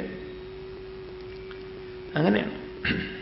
വളരെ രസകരമായിട്ടുള്ള ഒരു തമാശ കേട്ടിട്ടുള്ളത്. തമാശയല്ല, അത് ഒരു കാര്യമാണ്. ഒരാൾ ഒരു ബുക്ക് ഷോപ്പിൽ ചെന്നു. അപ്പൊ ബുക്ക് ഷോപ്പിൽ ചെന്നിട്ട് ഈ മരുന്നിന് പലചരക്ക് കടയിലൊക്കെ എഴുതി കൊടുക്കുമല്ലോ, അപ്പം 500 പഞ്ചസാര, 1 കിലോ ഉഴുന്ന്, അല്ലെങ്കിൽ ചെറുപയർ, കടല, ഇങ്ങനെയൊക്കെ പറഞ്ഞ് ലിസ്റ്റ് ഉണ്ടാവുമല്ലോ. ഇതുപോലെ ബുക്ക് സ്റ്റാളിൽ ചെന്നിട്ട് പറഞ്ഞു 12:10 4 ബുക്ക്, 12 ഇഞ്ച് നീളം, 10 ഇഞ്ച് വീതിയിൽ ഒരു 4 എണ്ണം, 10 ഇഞ്ച് നീളത്തിലും 8 ഇഞ്ച് വീതിയിലും ഒരു 8 പുസ്തകം, ഇങ്ങനെ 14:10 ഒരു 9 എണ്ണം, 4 ഇഞ്ച് ഇതിങ്ങനെ. അപ്പോൾ ഇദ്ദേഹത്തിന് ഈ പുസ്തകക്കട നടത്തിയിട്ട് കാലങ്ങൾ കുറേയായി. ഇതുവരെ ഇങ്ങനെയൊരു ഇത് കണ്ടിട്ടില്ല. അപ്പോൾ പലരും MT വാസുദേവൻ നായരുടെ 2-ാം ഊഴം, അല്ലെങ്കിൽ സക്കറിയയുടെ കഥകൾ, അല്ലെങ്കിൽ മാധവിക്കുട്ടിയുടെ, ഇങ്ങനെ സാഹിത്യകാരന്മാരുടെ പേരുകളൊക്കെ പറഞ്ഞിട്ട് ഇന്നത്